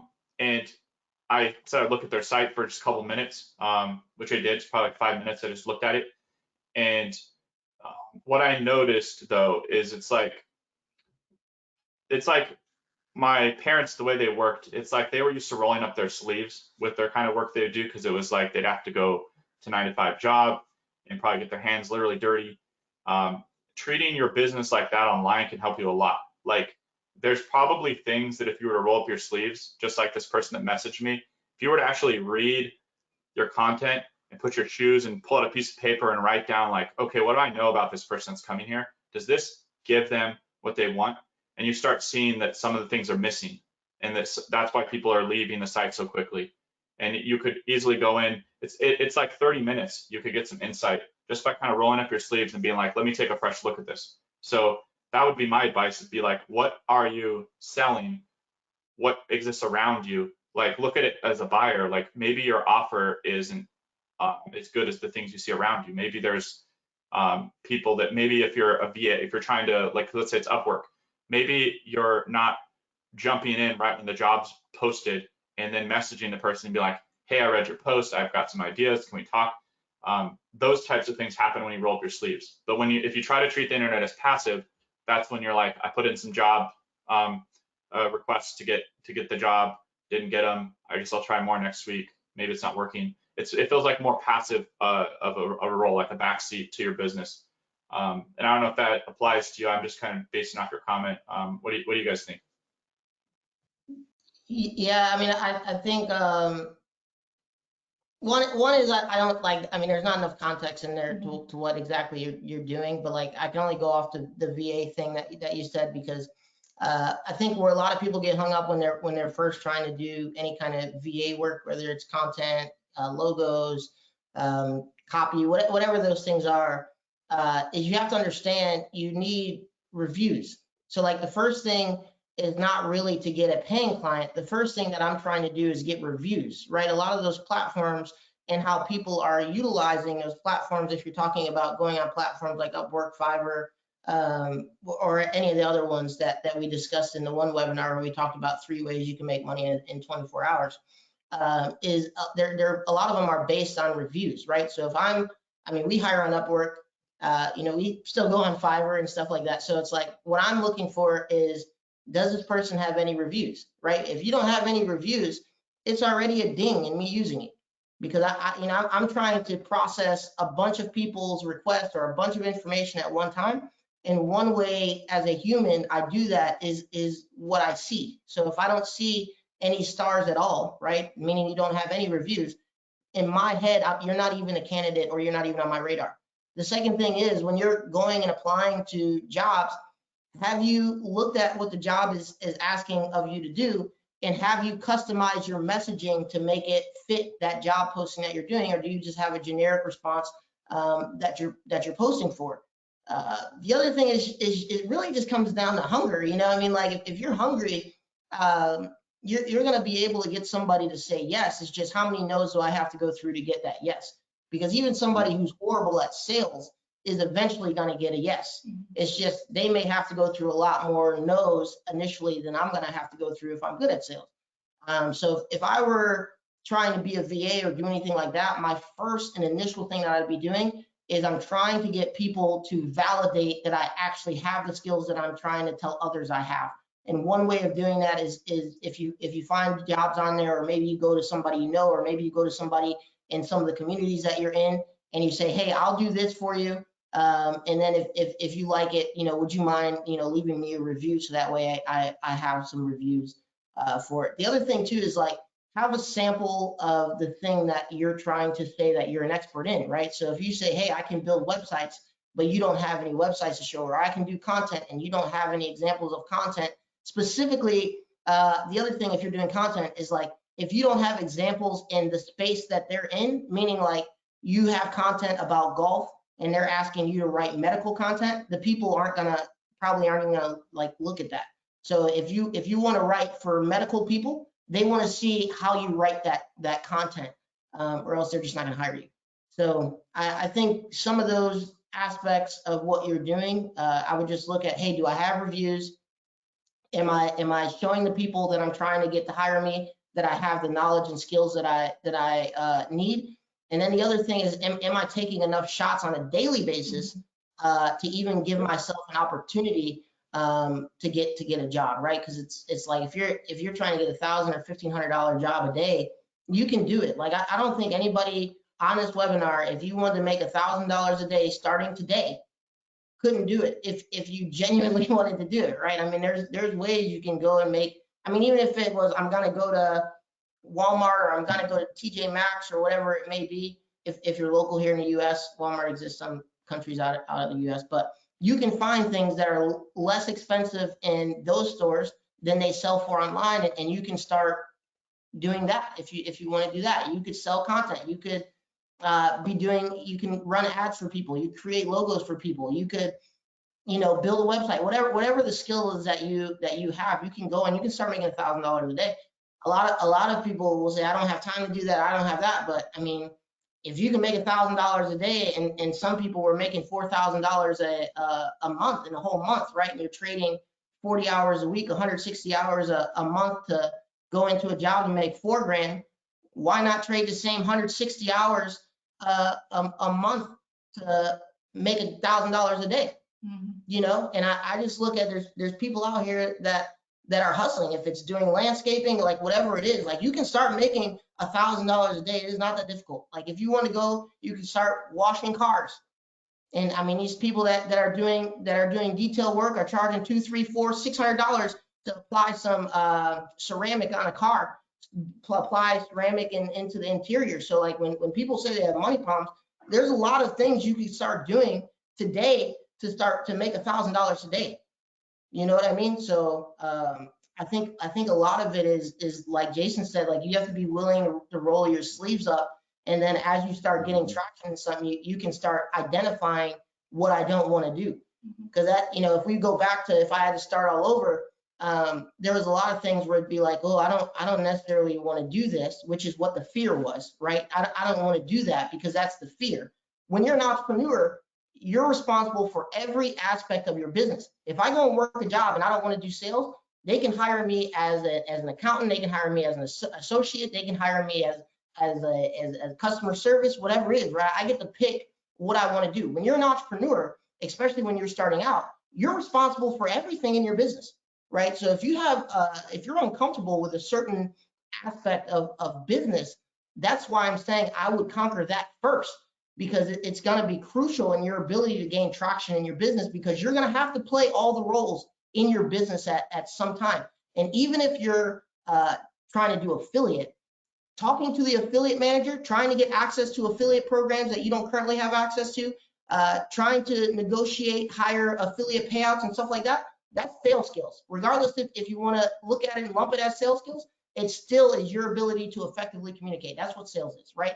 Is that I can communicate that I offer more value than what the person is willing to exchange for, right? That's usually what sales is. So my thing is, anything that I'm doing, get over the stuff that makes you uncomfortable, first, because ultimately, if you don't, it's going to hinder you regardless of what you do. You're going to keep looking for the thing that's easy and uncomfortable, which is why a lot of you keep buying programs all the time, is because they keep saying, this is going to be the easy thing. This is going to keep being the easy thing. And what you're going to find is there's something about each program that you're getting into that's uncomfortable. And that's the thing that you keep running from and hopping over to the next program for, because you think they're going to solve that, and it's not going to solve it. Every business, regardless of what business you try to do, is going to have something that you're uncomfortable with doing.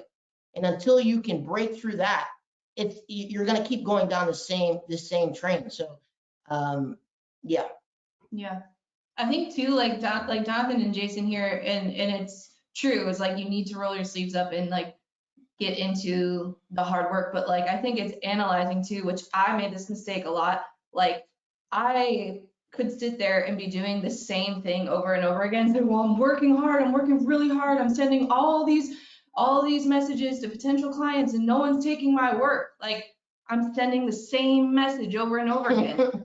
Like, why am I doing it if it's not freaking working? Like you have to take a step back and like, honestly, and this isn't just for this, but it's for anything, especially if you're an entrepreneur, like you have to take a step back and look at yourself, because it's like, if you are not willing to be creative and like, yeah, roll up your sleeves and do the hard work. Like you have to look at like, what is that hard work? Because sending the same message over and over again and then basking in, oh, no one's taking me on, like, or whatever it is, no one's buying my stuff on my e-commerce store. Like, dude, all your photos look the same or all your descriptions are like, dude, change it up. Like you have to do something. You have to figure it out. Like you can't just sit there and, obviously these sessions help, but it's like, you can only take like something from someone else so much. Like you have to do the work and look at yourself and say, well, shit, am I really doing enough? Like to say that this isn't working? Because 99.9% of the time, you're not even doing enough to be valid in saying this isn't working. So like you really have to look at yourself and say, are you like doing enough with anything? I think, Lauren, that thing I mentioned earlier, someone had sent in their page to me and said, hey, it's getting like 1 to 2 visitors a day. It's interesting. Like I got really excited because I realized that they are, like a lot of people, probably not just even this person, are so close to doing what you just said. And that's where the money happens. Like, so if you go up to 99% of the thing and then you don't get the rest of the 10%, and the 10% might be something probably something you've never done. You don't get the money. Without 100%, you don't get the money. But seeing somebody so freaking close, because it's like, imagine if you had a store, like a physical storefront, and there was a person each day coming in and they're not buying anything. That would be exciting to me because it's like, all we need to do is just put a different thing in there. Like we just something needs to change. Like something's already bringing them in. Like look at how much work that typically takes to bring somebody over into a business. And so it's like right in that home stretch. It's very exciting because for me, because it's like that. I remember seeing that with my websites. I was like seeing people coming in, nobody's doing anything. So I roll up my sleeves and I literally wrote out on paper so I would understand what the heck's wrong with my website. And when I read it out loud, it was total garbage. So I rewrote it and I was like, for that person. And then I started getting conversions. It's not glamorous work, but it makes sense. Like just, it's like they're literally 6 inches from gold. But if you guys could feel like that too, if that's where you're at, and it's like you said, you've been sending these direct messages. If you're doing client outreach, you might be a tweak away from a waterfall of results, but you have to be willing to roll your sleeves up and work through to find it. I think too, like for context, it helps me to look at generationally where I could have been. Like 3 generations of Calories before me first came over to the United States from Europe and chose to work on the railroad, and then his son worked on the railroad, and then his son worked on the railroad, and I was the first one that didn't. And so like, is this work harder than freaking working on the railroad? No way. Like that would do a number on my body just to do that. So it's like, put in context what you're doing. When we're saying hard work, we're not saying go lay railroad tracks and work on a railroad and beat up your body. Like this is relatively easy work compared to, I mean, if you guys look back over your families, like they probably were maybe doing harder work than sitting in front of a computer and typing keys and tapping a mouse. So it helps me to look at that myself, because then I realize it's actually relatively easy, and it can be fun too. It's very fun to crack open that breakthrough when you're that close. So I just want to speak on sometimes, like when you get to those points where you're frustrated, maybe you're feeling it's not working, maybe things aren't that right. It's like now I kind of look at those moments in a different light. Definitely a lot of practice, because I know as the expression goes, the devil does the damnedest at the end. Typically when I get to that place, if I just push that little tweak or that little just adjustment when I'm there, and I have been there before, it's like, I don't want to do it. And ultimately, I always have known, and I've seen this with people, with clients before too, they know why they're stuck, to some degree. I need to reach out more. It's uncomfortable, but you need to do it. When you do that thing that maybe you haven't been doing enough of, tweaking that message to make it more personal, maybe reaching out a little bit more, maybe having 5 phone calls additional, 5 more reach outs in a day. It's like, it's right there on the other end of that thing. It's like literally right there. So you are like 6 inches from gold. I'm just telling you, if you're feeling that, you're probably really close to your breakthrough. Like it's right there. And that's the part that kind of can start nagging at you, because it's like, I feel like I can get this. Like that's more of a reason to keep pushing on. So it's right around the corner. I heard, I was looking at my notebook before this call, because I have notebooks going back like a decade. And I was trying to be like, what was I thinking before certain breakthroughs would like initiate? And there was this video of Steve Harvey, because sometimes he'll talk to his audience at the end of his show or beginning. I don't know when he does it, but he'll just talk to them and start sharing his beliefs on things before they start recording. And he said that when you have an aspiration, as soon as you create an aspiration, the devil knows about your aspiration. And his job is to opt you out of it, get you out of it, work you out of it, convince you it's not, for you. And I believe that. I believe that as soon as you want to better yourself and have a breakthrough, it's not going to feel easy, because it's a pretty fantastic thing on the other side that you aspire to have. And you have to kind of roll up your sleeves and be ready to fight and build and wake up the next morning and do it, and maybe have a setback and then build past that and learn and understand. And yeah, I also think life wouldn't be as fun as if you could just go grab each breakthrough you wanted. It'd probably be like one of those video games where you can just create anything, like Minecraft creative mode.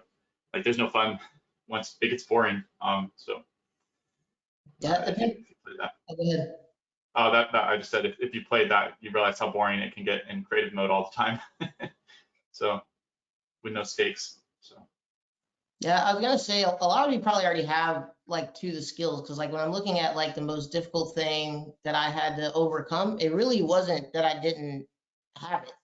I hadn't done it on my own in terms of like starting my own business, but I had utilized a skill before, right? So it's like even if you're going and trying to get a job, right? So just like if you're trying to get new clients because you've never maybe done this is your business. But when you are going to get a job, you're essentially like marketing yourself, right? You have to create this resume that you think the job's gonna like.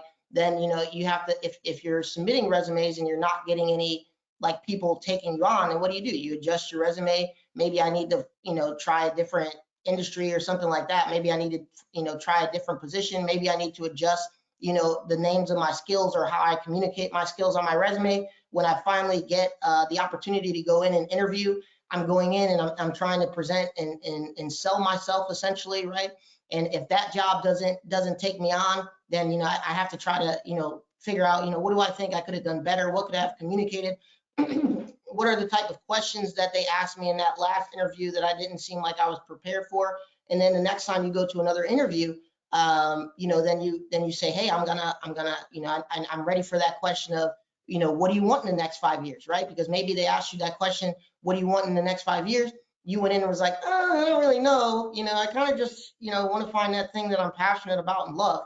And then, you go to that next interview and you're ready. When they ask me that question of what do I want in 5 years, I know it's going to be working at this company. I'm really passionate about what you guys do here. And what I had to learn too is not being scared to ask for feedback.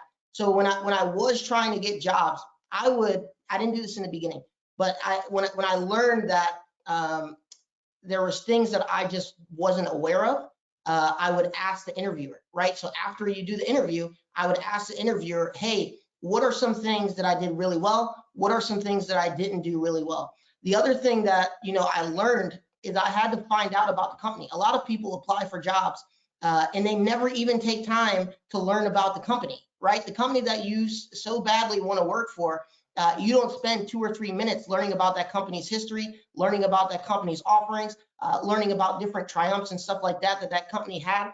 These little key things, even if you're doing the VA stuff that I was telling you about, these little key things will trigger something with the psychology of it, right? So if I'm going in and you're trying to work with me and Jason, and you're like, hey, I see that you guys have been doing this for a couple of years. I watched your podcast with Igor and it was like super interesting. I didn't know, like you're instantly gonna have my attention because I see you put some time and effort into it over the last person that I've been interviewing. The other thing is there was jobs that I wanted, and when I first got with Lauren, she remembers this, there was a job I wanted and I spent 6 months chasing that job down. Like they said no to me and said, hey, we don't know when we're gonna be hiring for this position again, but you didn't get the job. I called that person every week. I called the HR person every single week. You guys hiring yet? You guys hiring yet? You guys hiring yet? You guys hiring yet? What can I do better? practicing with that person. What are you looking for? What skills can I be, creating in the meantime to build up my skills? So when you guys have that job and that position open again, I'm going to be ready for it and I'm going to be able to apply. And I ended up getting that job 6 months later, but it took that level of commitment. If you really want something bad, that you can go and you can achieve it. And that's the great news. I think anybody on here, the great news is everybody on here has the ability to achieve anything they want to achieve. And I was thinking about this the other day, really yesterday, when I was in the bathroom. But it was like, when I was younger, there's two things that I thought I would really three things that I thought I would be, right? One was I was going to be a chef. Two, I thought I'd be a mechanical engineer. And three, what else did I thought I was going to be? Oh, I thought I would be able to potentially be a professional athlete. And so what I realize now at my age is like, okay, I cannot be an athlete anymore. I can still be a chef and I can still be a mechanical engineer. But what I thought is like opportunities that come, right? Is like why is there balloons flying? Did you guys just see that? Yeah, I saw birthday balloons fly around behind and in front of you. Is like I realized I cannot keep letting opportunities pass me by, right? Because there's gonna be a time when that opportunity is no longer available. And so there's opportunities that you guys are either on the fence for, or you guys are not committing to, that are available to you right now. And so what I'm saying is, don't be the person that looks back like me. I should have kept playing basketball. I should have went with it. Maybe I would have never made it pro, but at least I could look back on my life and say I gave it my all and I tried. I can't say that, right? And I'll probably never have that opportunity to do that or try that, because I didn't commit to it when I thought of it in my head and when I believed that I could actually do it. So if there's something that you believe in, or that there's this opportunity that you really want to take advantage of, don't be the person that in 5 years says, man, I wish I would have did that. Man, I wish I would have invested in Bitcoin at 35 cents. Man, I wish I would have created YouTube videos when it was hot. Man, I wish I would have, started on TikTok when it first got going. Man, I wish I would have done Amazon FBA when that first started coming out. I wish I would have done e-commerce. Don't be an I wish person. Don't be the I wish person, because these opportunities, especially online, they happen very fast, right? And so if it's something that you believe you want to do and you want to make work, I would say commit to it, because you don't want to be the I wish person in 10 years down the road, 20 years down the road, because it's not a good place to be in, and it's very defeating, because everything that you do after that is going to be that you're living with those past chances that you didn't take. So don't be that person. If there's something that you believe you should take advantage of, or that you should really commit to, like, do it today. Don't look back in 10 years and say, man, I just wish I would have believed in myself. I wish I would have tried that. I wish I would have committed to that. Because, in this community, there's going to be people who are going to hit some huge strides, and they already have, but there's going to be people in this community who hit some huge strides. And it's probably on something that you're like, I wish I would have taken the opportunity. I mean, we could just look at launch jacking, right? There's launch jacks that Joseph and Jason have posted in here. And then we'll see, a month later, 2 months later, people making commissions from it. And it's like, you could have took it and you could have did something with it, and you chose not to, right? So it's like, don't be that person that misses out on opportunities, because they do exist. And anybody in here has the ability to capture and take advantage of these opportunities and change your stars. Jonathan, I like where this is going, because it's like, I think we don't really do a service to people unless we call out what's at stake as we approach a new year, where I've seen, like, since we started this community, how much opportunity has come, and people that have really picked it up, rolled up their sleeves and built something, like kind of written their own story with it. And a year from now, 5 years from now, I know there's you can already see the millions of dollars that are even planned for next year, the 7-figure projects we've planned.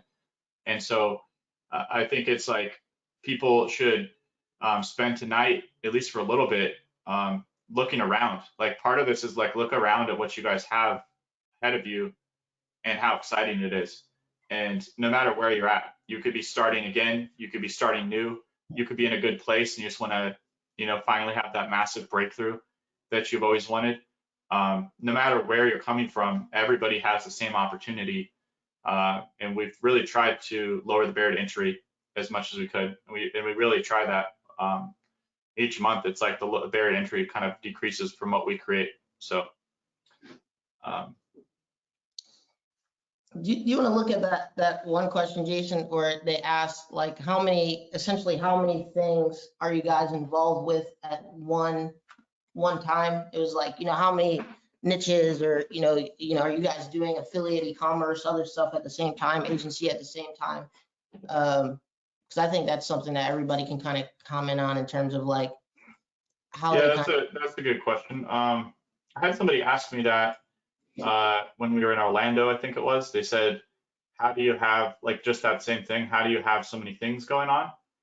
Another person had asked, how do you, maybe similar question, how do you have one breakthrough if you have several challenges? The answer is it's always one breakthrough. There's always potentially multiple challenges. Writing it down can help you select out which one you want to work on. Don't try to work on two or more at a time, just one. The way that you can have, because we have a number of things that kind of function around us, is we've had breakthroughs, and then we've kind of systematized and held those breakthroughs in place. And so it's kind of the difference between setup and management. When you start something new, you're in setup mode and you're kind of assembling something, and that's different than when you enter management mode where you already have it, and now your management is like making sure it keeps working. So you could have some people like having a lot of things going on. They could have 10 different businesses they're running, but they've set them up, and now they're managing them. So it can look like, how are they keeping their mind in all these things? They're not. Like, they just have a system to where they can spend probably even less time than they did in the setup.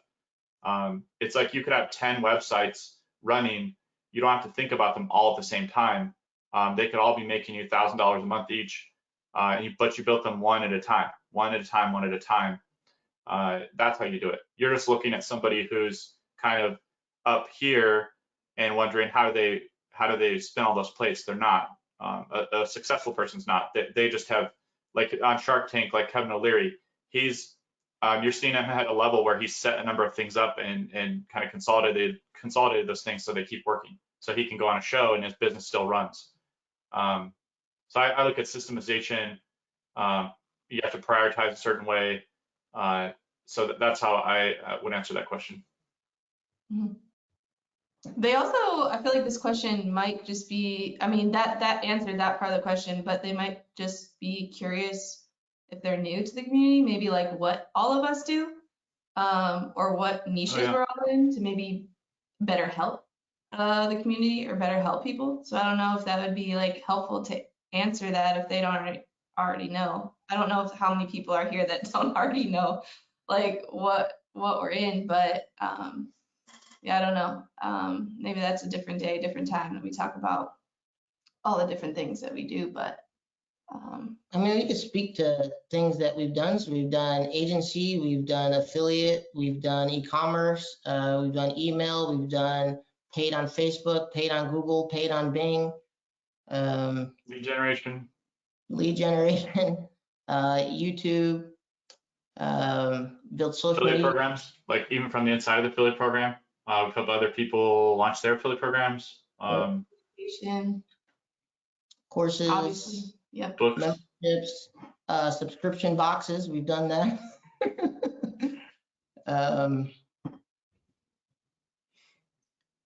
Yeah.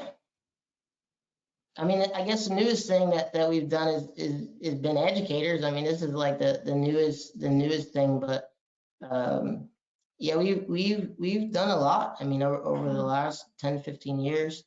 I think too is like what Jason was talking about, where it's like you build systems, and then I try to figure out, what can I apply those systems to, right? So if you know how to, build and rank a site, if you know how to kind of get people to take some kind of action, then it's like, okay, what else can I apply that to, right? So then maybe I'm finding other niches that would be, in my opinion, either something I want to just try for the sake of trying, or I really think there's an opportunity there, or I'm looking.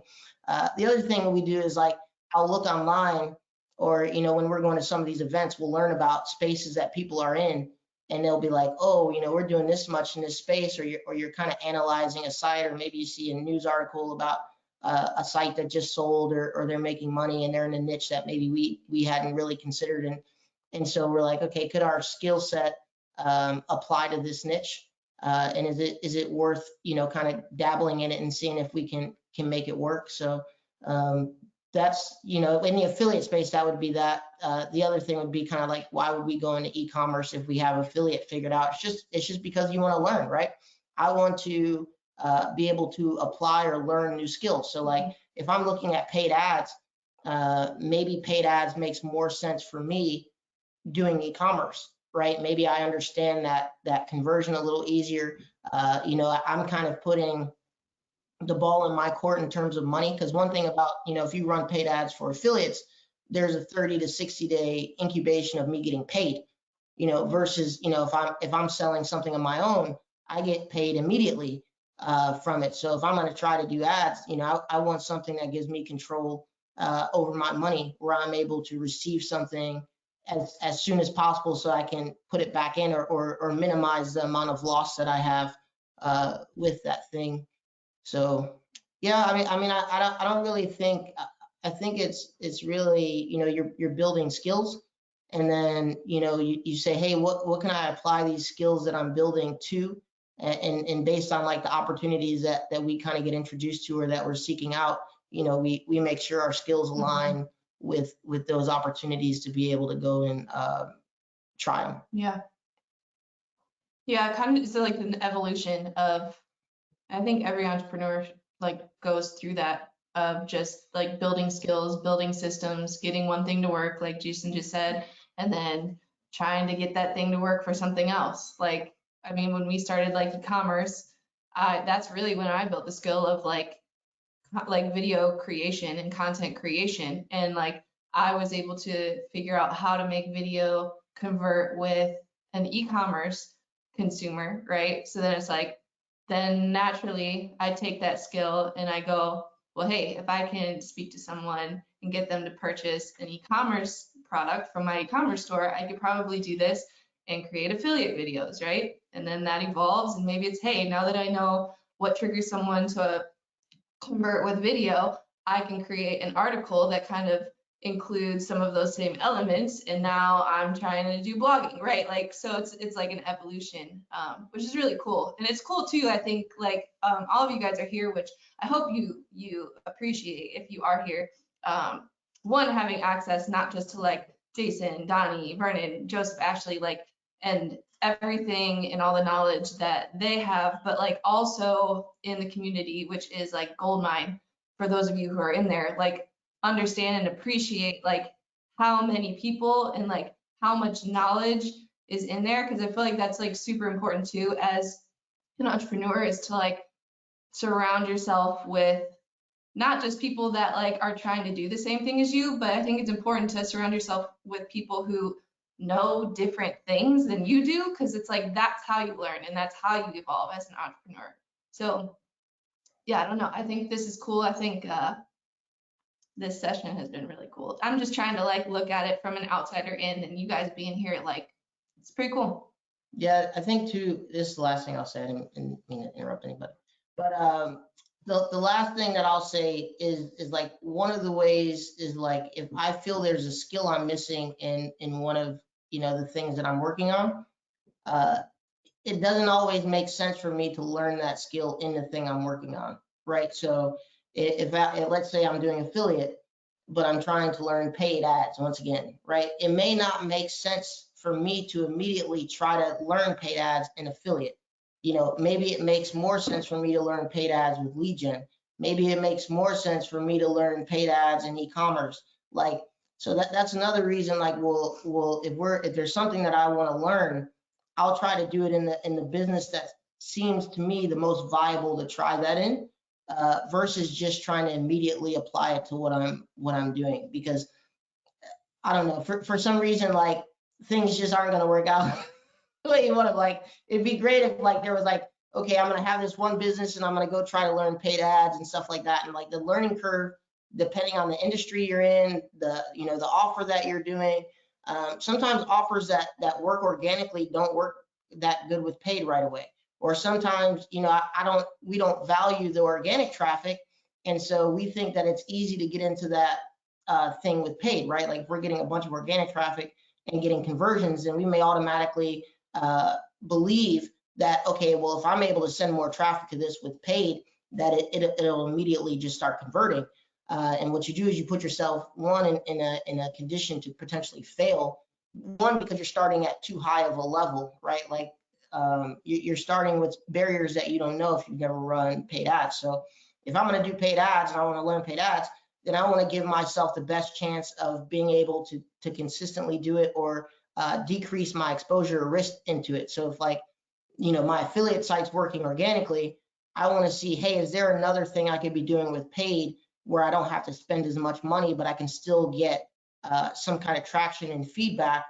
And then as I learn in that thing that's reducing my risk, then I can slowly start applying the skills I'm learning from that over to this other, like, affiliate business where, you know what I mean, if it doesn't work, like, at least I'm giving it the best shot that it can because I've learned skills over in another area. So I see a comment for launch jacking other than Muncheye. What's the best sources for upcoming launches? You just made a Yeah, there's Health Affiliate Center. You can go search that. That's health offers.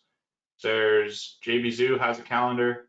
That's BizOff and all sorts of stuff. You can go to Google. Probably haven't gone to Google yet. Go type in probably in quotes, or you could try different searches, but it's like new product launches, and then December 2023, and that will pull up. There's different publications that track like e-commerce products. That'll kind of broaden your idea. So, I mean, you have to imagine all the products that come out, right? They're Amazon, retail, information. So if you go search Google, there's some, New York Times has one that they update every now and then to show new stuff. So I would go do that, and that will show you tons of options that you can go dig into. Johnson said, which movie? I was talking about Gran Turismo. So yeah, I think it's on Prime. build relationships with affiliate managers. Yep. They know launches and things like that are coming out too. So if you're already a part of some affiliate programs, like, talk with the affiliate manager that manages that program, because a lot of times they know when launches are coming out if you can't find them. And I mean, just the better you build those relationships, they'll tell you about launches that everybody else isn't going to have access to. Even like looking at, like, or, you know, Organifi, it's like with the affiliate managers. So anytime they're coming out with a new product line, we always get it, and we know about it. So, like, we have a heads up before anybody else knows about the product. We have the product in hand because they're going to ship it to us first. And so we get an advantage. So it's like, that's the importance of building the relationship with the affiliate managers, because they're going to tell you even when products in their line is coming out before everybody else gets to have it. And so that's the unique advantage right there. It's like, before there's ever any competition, before that company even starts spending $1 on advertising and pushing it out to their customers, we're already ahead of it, right? Yeah. That's like necessary if you're doing, I feel like, in the affiliate world too, because, well, one, like you just said, like, it puts you ahead, like you're at an advantage, but two, it's like the work that it takes to create the relationship and, like, maintain the relationship is way easier than the work it's going to take to go out and try to find new affiliate offers every month. Because, like, now that I've, like, and I still do, like, to maintain the relationship, but, like, I've put the work in to, like, create the relationships. Now I don't need to do the work to go find the new products that are coming out. They're emailing me and they're saying, hey, we're about to launch this new product in 2 months. You know, do you want to review it? Can we send it to you? So, like, and that happens every single month. I mean, like, multiple times every single month. So now I don't have to do that work because I put in the work to the relationship. So, like, relationships, yeah, not just in that scenario, but in many scenarios are. That's a super valuable tip to bring up, because it's kind of like under the surface, but people in 2024, if they look at how they could get almost like secret product launch info, that's where it's at. It's those people that represent those companies that are looking for their allies and who's going to be able to roll this product launch out with them. That stuff doesn't show up in like typically later for other people. So that's a really big tip. I see a comment that says these webinars are vital to help me keep believing I can make it. I often believe my efforts and money aren't going anywhere. Still not made my first sale, but listening to you guys helps me somehow reignite just a little bit more of the belief that I can do it and keep going. That's an awesome comment. It's part of the reason we do this too, is I remember what it was like being in that state where I was building up the belief that I could do it, and it ended up meaning pretty much everything was that belief. So Adam shared a book. He said, Think and Grow Rich. Napoleon Hill is a game changer. Yeah, I read that too. That was one of the first books I got recommended to read, was Think and Grow Rich.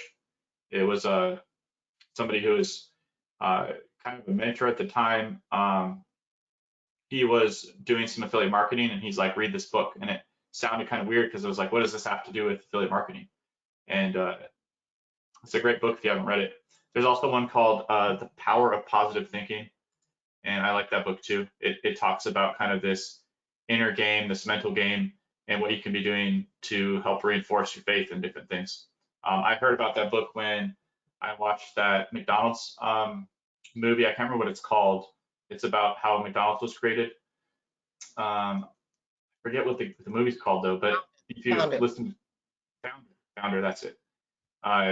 And in the movie, he's sitting down, the guy, Roy Kroc, he's sitting in his hotel room, he's listening to this record, and I was like, what is he listening to? And I went and researched it and found this book called The Power of Positive Thinking.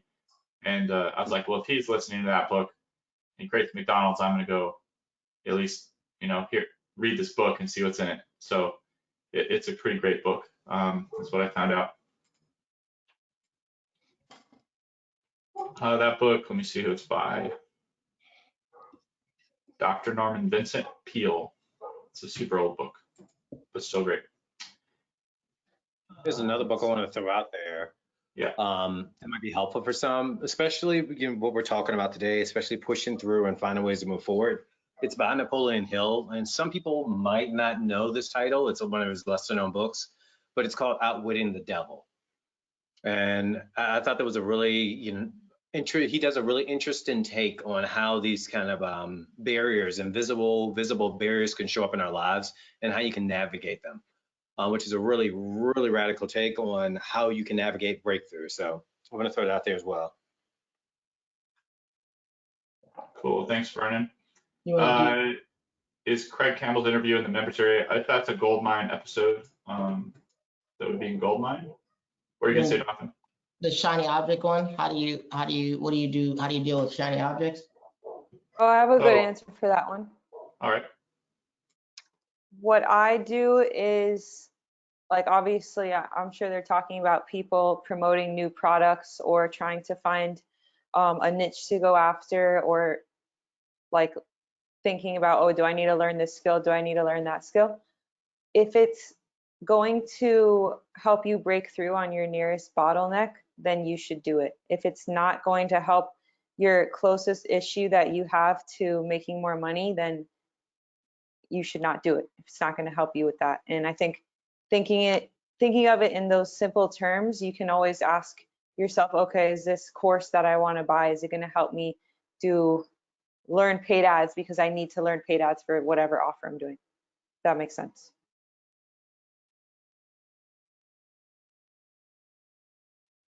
Yes, makes sense. I was sorry, muted. My dogs are freaking out outside the house. Sorry, Don, what were you gonna say? Oh no, I think that's. I don't think it's about avoiding anything. I think it's how does it apply to what you're trying to build. You know what I mean? Like, I think the biggest thing is you can't keep throwing things in the garbage, right? So it's like you can't, like, if I don't know why I keep going back to these cooking analogies, but if you're making something, you don't like get halfway through making it and then throw it out, right? You don't say I'm gonna start making something else. You get halfway through it, you throw it out, right? So I look at it and say I have a main thing that I'm trying to build, and does the shiny object, if we want to call it that, enhance what I'm trying to build? Does it give me more insight into what I'm trying to build? Does it allow me potentially to build faster than I'm currently building? Does it give me knowledge or information that I currently feel like I'm missing? But like you have to be building first, because I feel like it'd be hard to analyze if something's going to be work or not work in what you're doing. And I think too, if like you're building, you'll be able to catch on to what people are saying a lot easier, and be able to say, hey, is what they're saying like something that applies to my business? Is it something that sounds like things that you actually would face in these situations? I think a lot of times, like if you're not building and then you're getting on things, or you see, not just like sales webinars, but like even if you see something, but you don't have anything to apply that thing to, it's very easy to like get persuaded to want to do it, because you don't have anything to look at and say, this has nothing to do with what I'm doing.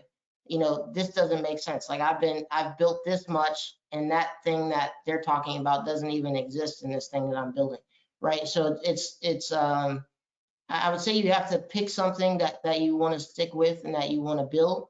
And then, you know, as you're approaching these different shiny objects or opportunities, if you want to call them that, you'll be able to decipher, you know, which ones are actually going to help you build and progress. Because I think there's a place for it, you know.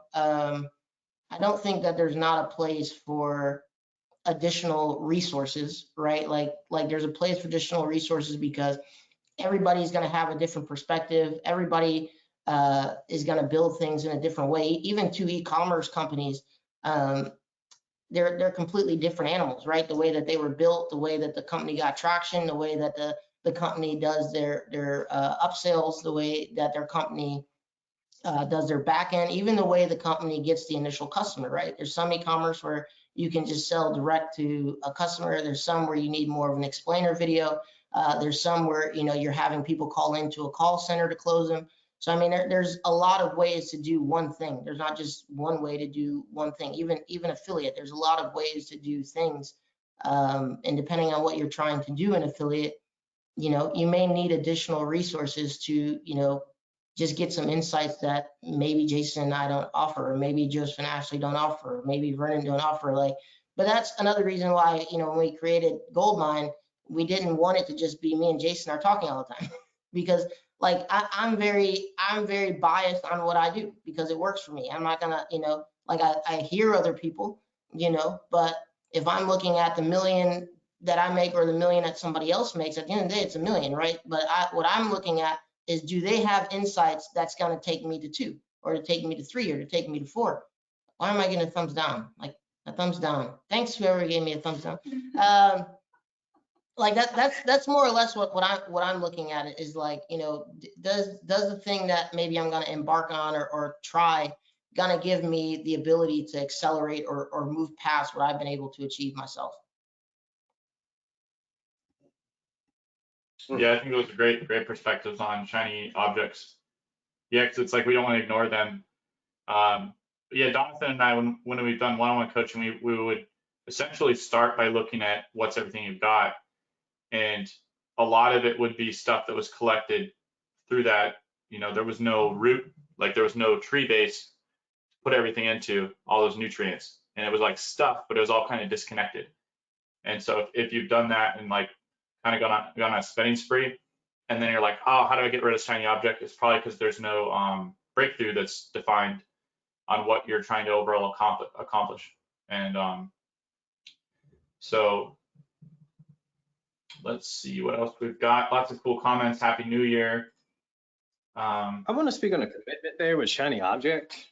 I don't know. I think, you know, with shiny object syndrome for me, and when I'm really honest with myself, I tend to get distracted when I really into, you know, both you, Jason, Donaldson's point I've been hearing, and Lauren's point, well, everybody up here's point is when I haven't been committed, everything starts becoming a shiny object. And when I think, you know, even when I'm like looking at my son, it could be a sea of people out there at the playground, park, playing, laughing, and joking. But when I'm looking for my son, there are things there, don't get me wrong, like I notice there's things, or the branch, the bush, but when I'm really like, I gotta find my son, I can hear 10 kids laughing, but I can hear his laugh. And it's like, there is no shiny object syndrome. And when I've noticed, because, you know, I got some different things I'm working through in my business, And when I really sit back and like, am I locked on and committed to it as, you know, I will be my son? I can honestly say when I've had to sit down and got like, am I like that? It's like, no, that's why I became a shiny object. So for me, it became a question of, am I really committed to it? And it really made me sit back and say, if I'm not committed to it, what do I need to do to make it a big top tier priority to get it to that point? And that's one of the things that kind of helps me out and helps me out. Yeah, I like that. Are we coming up on 2 hours already? Are we on? Yeah, 2.5 2.5 hours. I don't necessarily see any. I didn't see any other questions, Jonathan. I had a question maybe for each of us that I think could be cool as we kind of have the final hours of 2023. And it'd be like, what is each of our visions for 2024 and what we see? Sorry if my dogs are barking. They just like to run back and forth at the fence with the neighbor dogs. What's our vision for 2024? Like, what do we each see that is very exciting to us? Who wants to start? I mean, I can start, or anybody else can Are start. you asking about for ourselves, or like what are you? I think now my dogs are done. So sorry, I was muting, so I didn't override your guys' audio and stuff. I think what I'm imagining, I guess I'll start is like, what do I see for gold miners? That includes me and Jonathan, everybody up here too. When I talk like that, it's that I see that at least one person who's watching this is going to take it to heart and kind of really activate, kind of like I activated at one point, and basically rolled my sleeves up and was like, okay, I'm going to do it. Like, I can do it. I'm going to do it. And really recognizing how lucky everybody is in this place that we've created, where we purposely created this thing to be like an incubator for your success and to lift you up and give you advantages that don't exist outside of this community.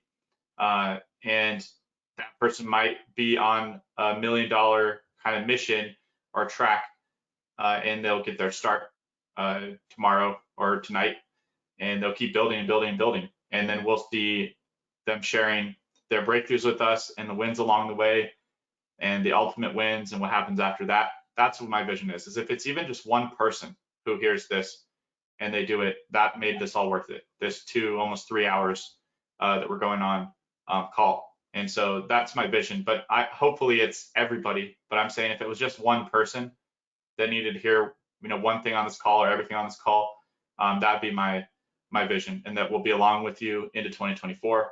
The community will be here, and you guys will be building up with us. And maybe you'll even show up at our next live event and tell us about it too, and what it was really like. Because like Daniel did that, and it was like, it brought tears to my eyes hearing him say like, this is where it happened. So that's kind of my vision when I'm looking into next year.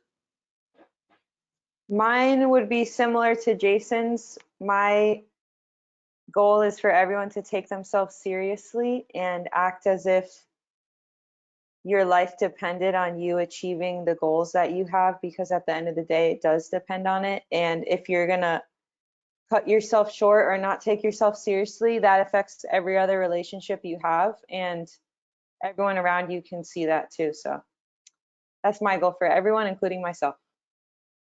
Mhm.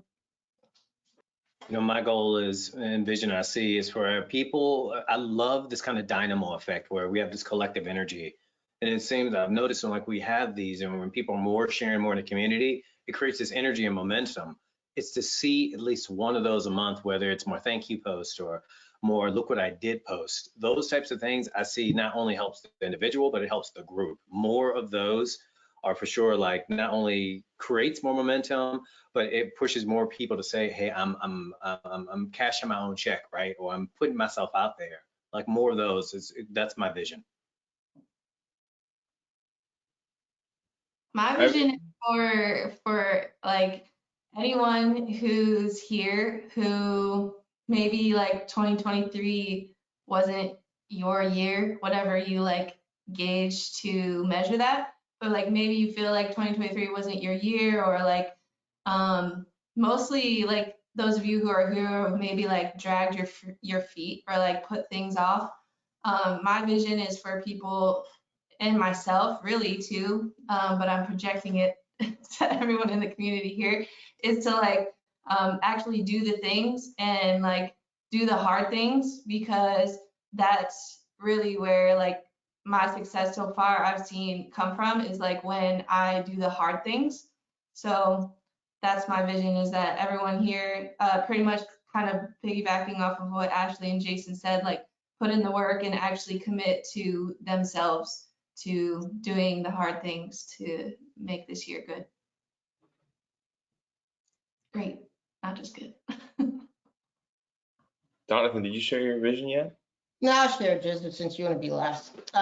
So I would say my first is vision or goal? It's kind of the Is it same. vision or I goal? think I guess they could be kind of similar. Vision. Sorry, kind Goal. of like with vision, like what do you see like in the future? Yeah. Vision. Yeah, probably one would be this new project that I'm working on that parallels what we've been able to do in the financial space in a new industry. Being able to get that up to a point where it's predictable, right? Where the results of what we've been able to do in financials have been predictable, getting this to the point where it's predictable as well. As far as what I see for like Goldmine, and if you're on this webinar, you're not in Goldmine, don't feel excluded. We just talk about Goldmine because we love it. But if you're not in Goldmine, I guess ideally it'd be anybody on this webinar would be that you start looking at small wins and stop minimizing them, right? Me and Jason talked about this in our recent fireside conversation inside of Goldmine, where I think a lot of people are minimizing what you're doing. And so hopefully you don't minimize that, because there's always somebody who hasn't even got started yet. There's always somebody who's struggling to build what you've already built. There's always somebody who may not be at the same skill level as you.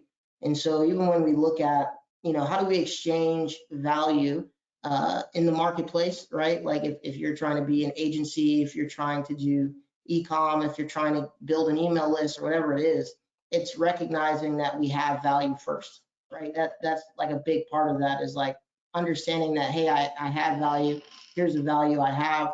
And I think that comes from not minimizing your skills. Because like a lot of you, just getting onto a GoToWebinar, and when you were doing like the freelancing stuff to build Content Takeover, there were people who would pay just to learn how to set up, let's say, a Facebook account. There were people who were willing to pay just to learn.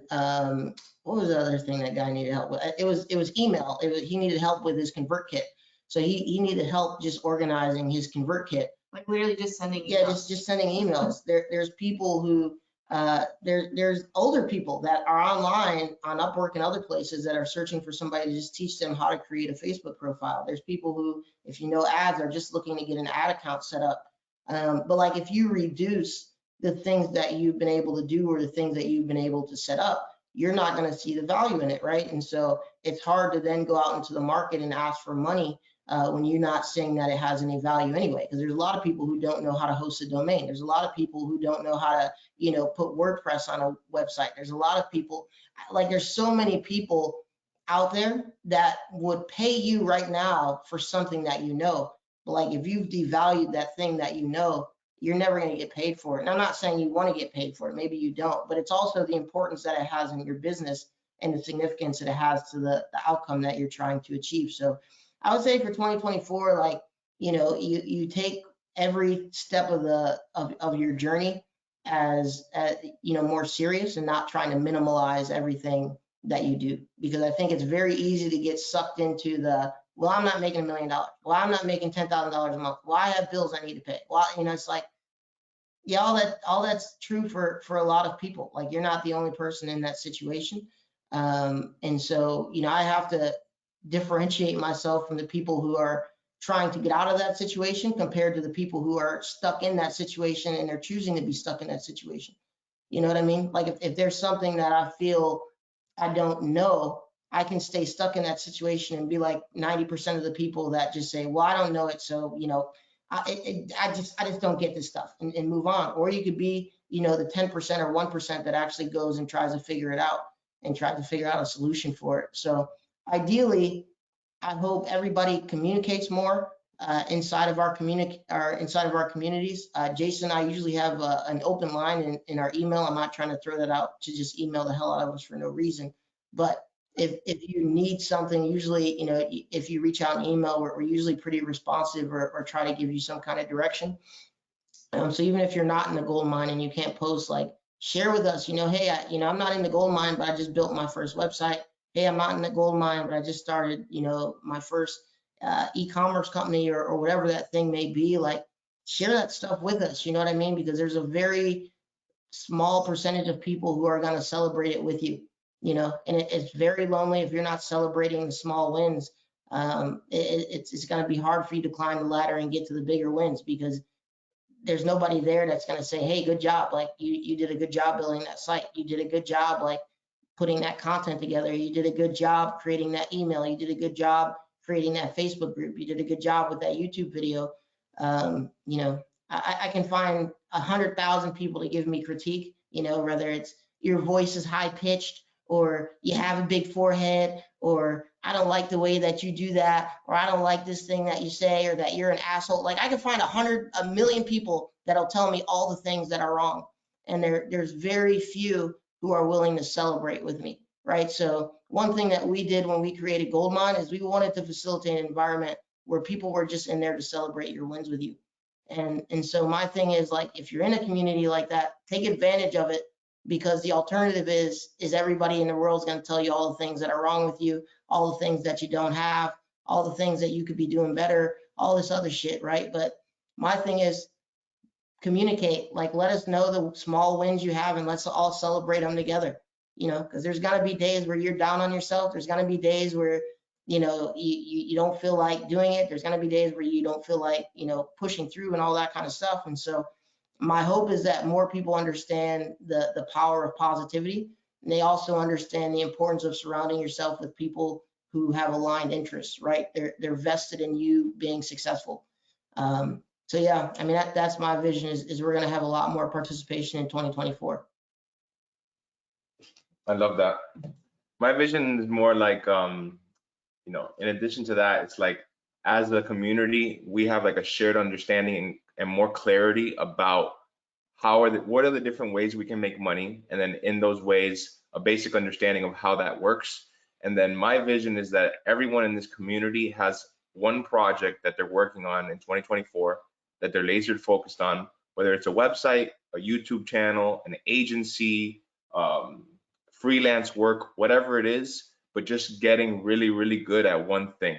Like the smallest thing you can possibly focus on, get it to work, and then just go super hard on that and just keep working on projects, like not letting projects fall by the wayside, you know, or if you do, at least you're working on some project at all times, but not losing all the momentum that we have and then just not building anything and just being on the webinars, which is fine in the beginning, obviously, to learn.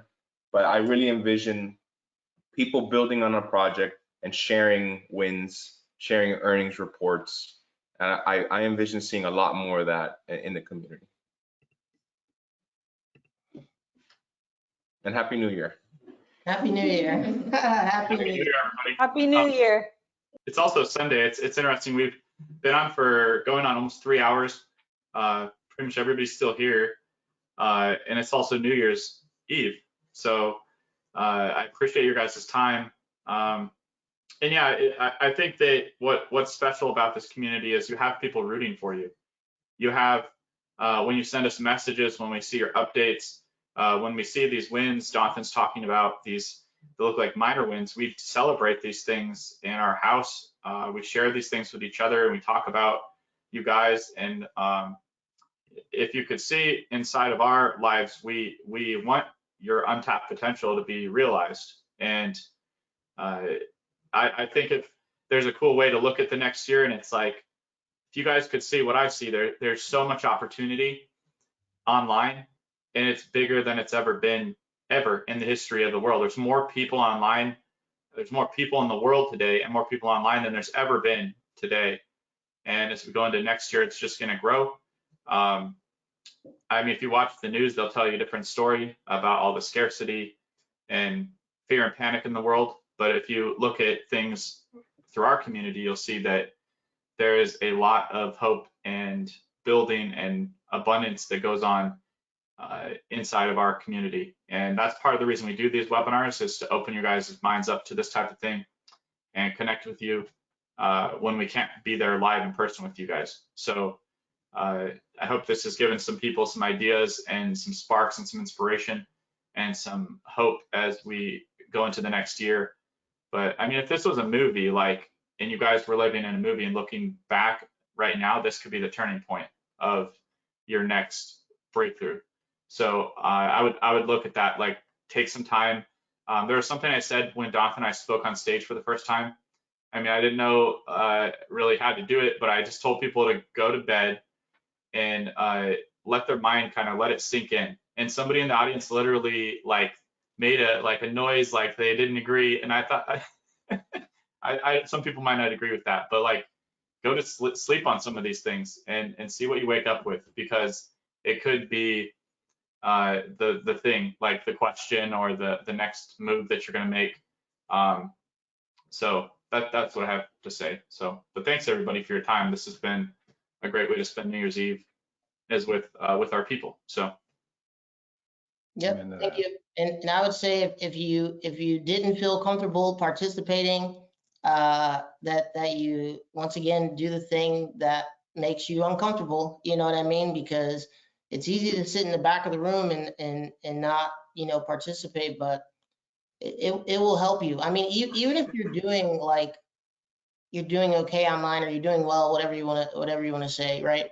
It's all relative, but even if you're doing well online, or you're doing well in business, whatever it is, it's like, still share, right? Like, we don't go to these networking. I mean, when we go to networking events or masterminds, whatever you want to call them, it's like everybody there, could just sit at home and not come out. A lot of us are introverts when we go and talk, and like, it's one place where all of us have some kind of like common interest, and we all can share things that we enjoy, and that we can talk, we can talk about things that we can't talk to with our families or friends and stuff like that, or the regular world. And so, when you come into a place like this, or an environment like this is your opportunity to be, think big, to believe big, to, not feel like you're in an isolated or on an island by yourself. So definitely, like, going into 2024, like, participate in these things, because there may be something that you're not communicating right now, that one of us up here, or even like if you're in the gold mine and the guests we bring in there could answer it in literally 10 seconds, and it changes your whole outcome of what you're doing. But like, if you don't participate or don't communicate, like, no one can give you insights or help or do anything. So yeah, I mean, 2024, hopefully more people are willing to participate and communicate, because it can definitely change your life. I mean, if I look at Joseph and Ashley and all the groups you guys are in, you guys participate very high, right? And it's like, if you guys have a question or need an answer about something, you guys aren't afraid to like reach out in whatever those methods are. If that's email, if that's I gotta fly, somewhere to go to the mastermind, if that's I gotta be on the webinars and just keep posting my question until I get an answer, if that's I gotta dive into information, if that's I gotta do research, like, you guys have you're relentless in terms of you trying to get answers to questions you have, because that there, if there's a missing piece of that puzzle, all I need is that puzzle piece, and whoever is willing to give me that puzzle piece, I'm gonna get to the next level. And so you guys have a desire, and you're hungry to find those missing pieces, because it'll connect the dots and give you an outcome. So that's an important thing in this industry. And like, when you have people who are just willing to give it, like I depict what Joseph and Ashley are doing as they're potentially in some groups that aren't willing to give it, right? They have to proactively seek it out. So like, we're actively trying to give it. It's just, there's not that many people that are willing to ask for it. But hopefully in 2024, there's more people that are willing to ask for it and get the help and guidance and feedback that they need. I like that you talked about that too, Jonathan, because it's like, now we have like this bridge, and we can watch people that come across and win, and they say like, I just made this much money. We see those in Goldmine, those reports. But then it's like, you're looking at the next person, like not just the person that won and saying, okay, now we're done. It's like, okay, those of you that are on the other side, come on, like, let's go. Like, it's time for the next person to come up, and the next person, the next person. So it's like you're encouraging those people that are still wanting to cross the bridge to come across, and you know, the door is always open. So this has been a great call. Love it. That's good. Thank you guys for tuning in. And Thank you, yeah, I mean, everybody. I hope everybody has a great new year. And you know, I mean, it's a new year, but I mean, it's really just like a continuance of time. I mean, if we're really looking at it, like, you know, time is just continuing on. So I mean, if you went into last year and you were like, hey, you know, this is going to be my year, you did that the year before, you did that the year before, like, I mean, you got to change something. You know, if you keep, you know, doing the same stuff and you didn't get the result that you wanted to this year, like, you got to change something. And my thing is like, one of the first things that I potentially can change is I look back and say, okay, how many of these webinars have I been on, and how many of them did I communicate on, right? Like, you know, did I participate and stuff like that? That could be the first change you make, is just communicating what you're working on, communicating where you're getting stuck, communicating what you're getting frustrated with, communicating, you know, things that are roadblocks in your life and stuff like that. And I mean, that could be the first place, and not holding all that stuff in, because we can hold ourselves back by just keeping stuff in all the time and not communicating it, which is why a lot of you probably think the small things are insignificant, because you're doing it and then you're holding it in. You're not celebrating it and seeing that it does have significance, not just to you and what you're doing, but also other people, right? Like, you telling somebody else, you know, hey, you know, I'm starting this business, I'm starting this new idea and stuff like that. That may give the power to somebody else to want to push through. And I mean, that's like a lot of the language that you hear. You know, I speak for myself, but I also speak on behalf of Jason, because I know where his heart is.